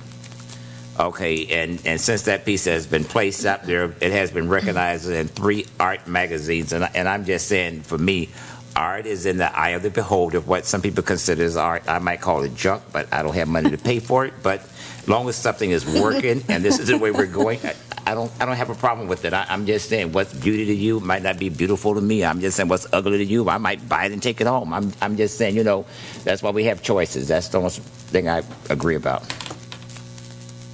Vice Mayor Romulus? My input is, I think everyone can agree that my thing is always to harp on local preference and allowing for the local community to keep having input within the city of Boynton Beach, and to continue to circulate our funds within the city of Boynton Beach and surrounding municipalities. So my thing would be, I'd like to just see that we keep pushing that RFQ process, and that would, I believe, satisfy to a certain extent Commissioner Katz's request, which is to provide more options. So having more artists be able to submit their work and then being able to choose from those art pieces, I believe would help to satisfy, again, that request from Commissioner Katz, but would also continue to help perpetuate that local feeling of allowing for our local artists and our local sculptors and local painters and things like that to also be involved and have their mark be placed here in the city. So especially as we look forward here with Town Square and a lot of the things that are going to be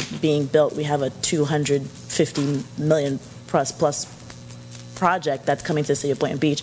That's an opportunity for several artists to be able to share their work and have that displayed for the public's eye to see, especially in an area that we are hoping to bring foot traffic, bring pedestrian traffic. So these are things that are important, I believe, and in my opinion, if we help to push developers down that road. So right now it's 50-50. I would like to see it even become more 75-25, in my opinion, because I think that would help to help kind of give kudos to all the different things that we've mentioned that are issues, quote unquote, for us tonight. I love, Albert Paley, I believe is his name. I love that, that we gotten him, we commissioned him, we've won so many awards, but at the same time he's a world-renowned artist all the way from New York. That's great, but I know that we also have some world-renowned artists right here in our backyard that maybe aren't getting the due observance that maybe they deserve. So I'd like to also make sure that we continue to spread that opportunity and feed the rest of the artist community. That's my input. Open up to public comment now. Yes. I'd like to ask a question. The city manager made a statement about a town center is very important. Bob Ensler would be very proud, but he worked hard on it. And do I understand that the community, citizens will have a say? How do we go about looking at this? I mean, how do we have a say as citizens in this? That's what I would like to know, because it is an important area.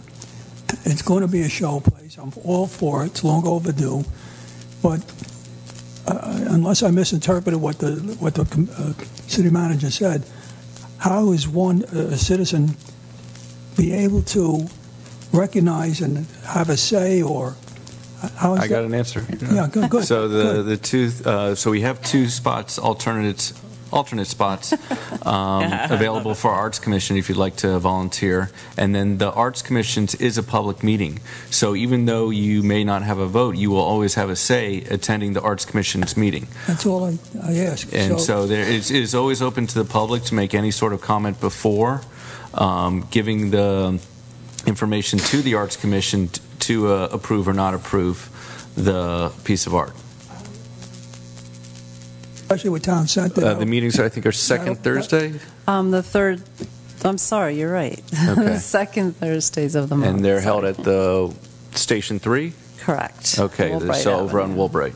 Second Thursday at 6:30 over at the Woolbright Station. Second Thursday, it's right up the block from me. Yeah. Second Thursday. And we did a public visioning process, too, prior to, just to get the process started, Herb, and there's going to be probably a couple more of those, I'm guessing, as we move through the development of we had probably 60, 70 people there that worked with a public artist and Debbie to kind of facilitate a discussion of what do they envision and how should it be, and started that process already. So that will continue on because we're far from done. Let me understand. It's the second Thursday. At what time at Fire Station? That's right up the block. 6:30 6:30. p.m. Thank you. Yes, thank you. Debbie, my question is that if a developer selects their own artist, does the Arts Commission have a chance to have a conversation with that artist before they design their product or after?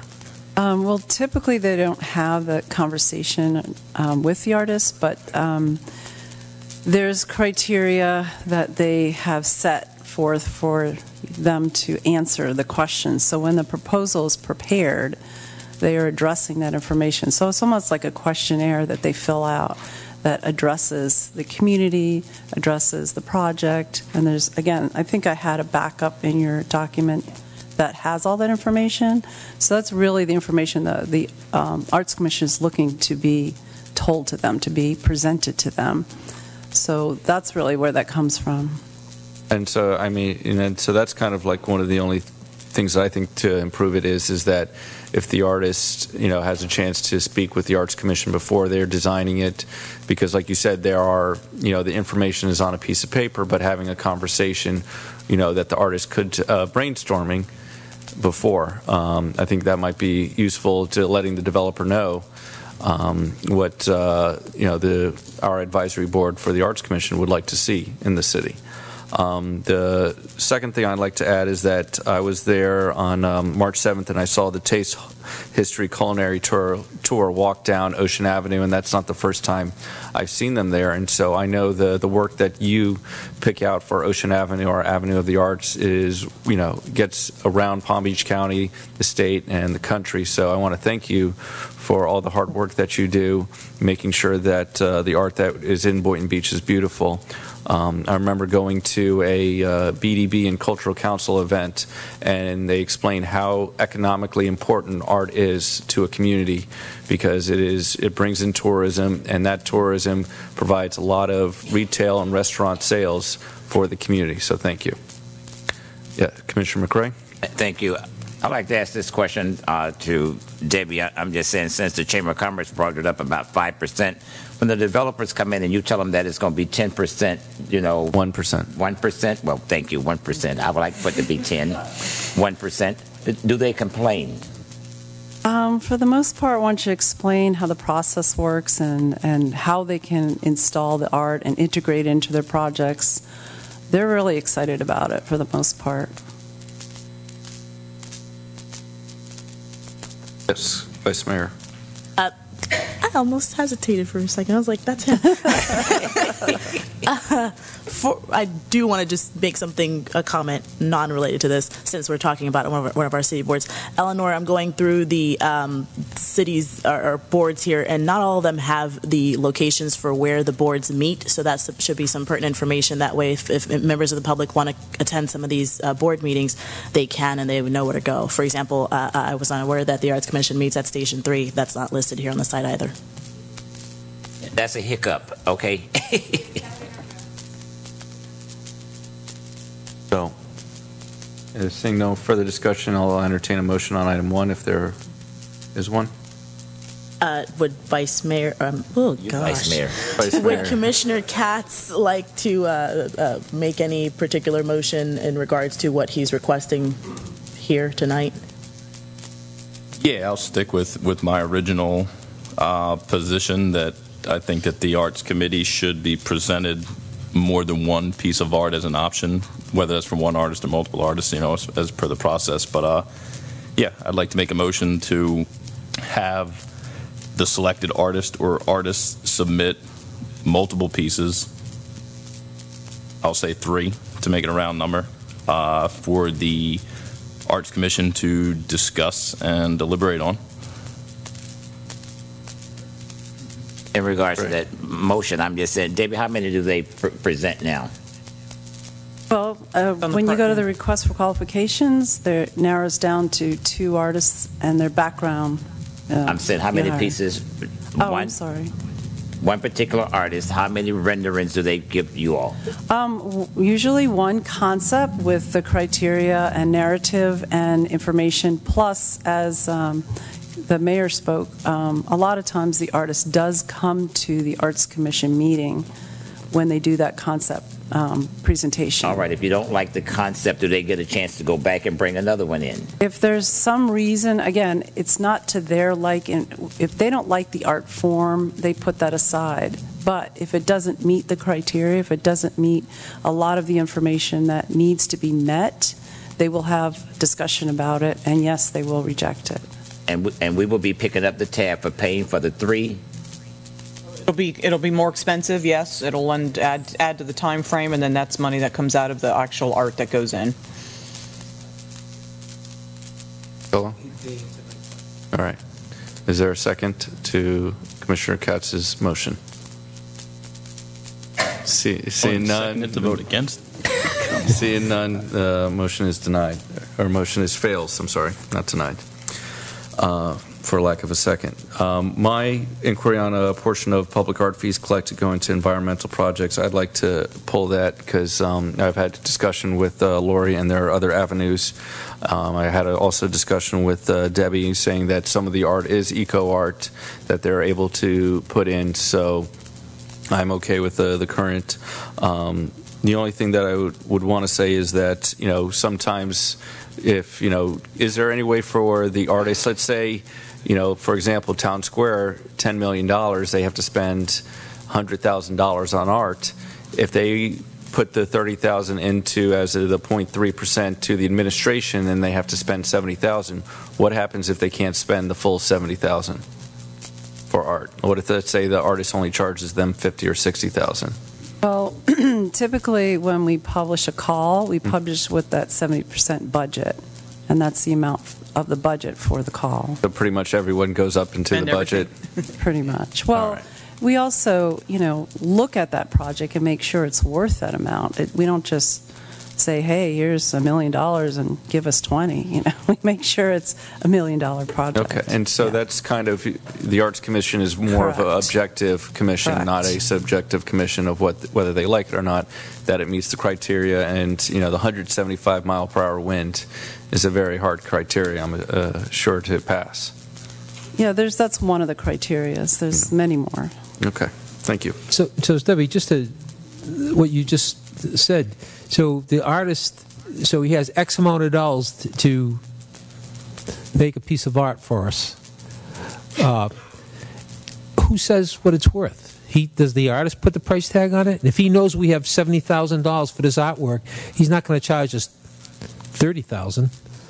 No, and again, so it's subjective to how much that art is worth? Typically, when you do a call to artists, or does he give you? Does he break it down to materials, time, and all? Yeah. So they break it down. There's a full-blown proposal that they present with the dollar amounts, so what goes to material, what goes to their fee, and there is percentages that's typical that an artist will have for their fees. So we look at all of that and we review all of that information to make sure it's in line. Okay. All right, Vice Mayor. And based on what I said earlier, I'm going to harp on this again. How do we encourage or incentivize going down the RFQ route for our developers so that we can continue to proliferate the involvement of our local artists? That's the first thing I do when we speak at the DART meetings. We have that conversation in the very first time they come in for site plan review. Right, but that still has only brought us to 50-50. So again, how do we incentivize or encourage them going down the RFQ route and making that percentage come up, possibly to even be a 75-25 split? I mean, that's ambitious, Process? but either way. Yeah, I think selling that idea that the process is going to be shortened and we'll put priority on those processes so that it matches the artist, selection.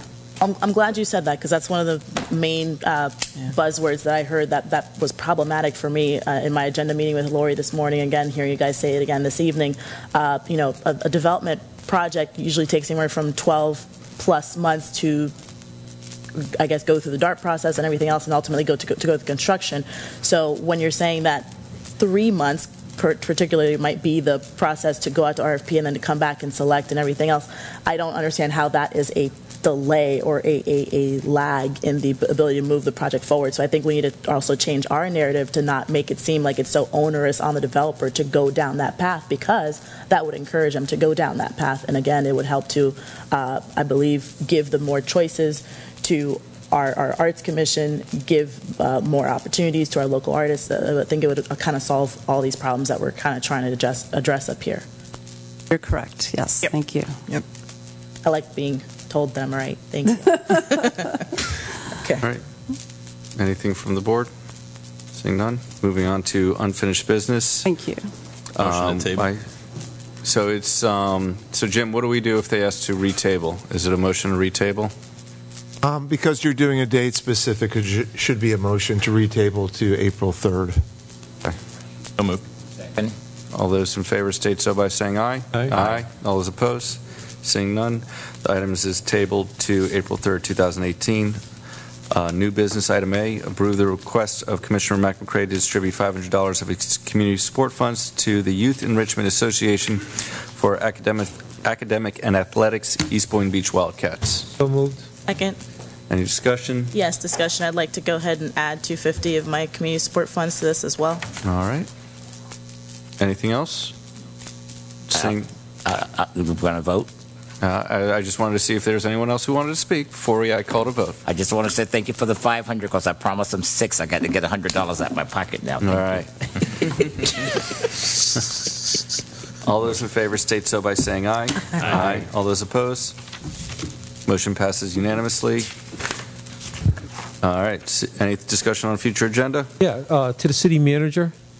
I don't see the discussion on the possibility of dogs on the beach that used to be on the future agenda. How come that's not on there anymore?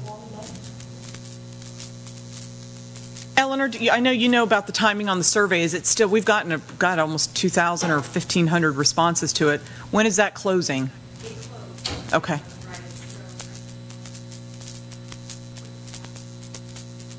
Probably the second meeting in April, but I'll put it on the next agenda, Commissioner, as we'll try to wrap up a date, and we'll do the second meeting in April. I just don't want it to disappear. No, I know. Okay. They're actively doing the survey results now. Okay. And is it possible for item E, instead of a sustainability committee, that it's a sustainability task force? Yeah, we can talk about that at the next meeting, because Rebecca's been working on that with our internal task force. If you'd like us to put it on the agenda. Yep. Okay. Vice Mayor? One last housekeeping I need to mention. I do serve on the Tourist Development Council with the Palm Beach County, and just so you all know, Boynton Beach is doing some tremendous things, and we have the Tourist Development Council very excited about possibilities for hotels and adding room nights to the city, and increasing our bed tax within Palm Beach County. So just want to give us, I guess, pat on the back for our town square and moving that forward. We're not only creating buzz within the city of Boynton Beach, but we're also creating buzz in and around our county and within our state. So we're doing some amazing things. So thank you all, and let's keep that up. All right. Seeing none, may I have a motion to adjourn? So moved. Second. All right.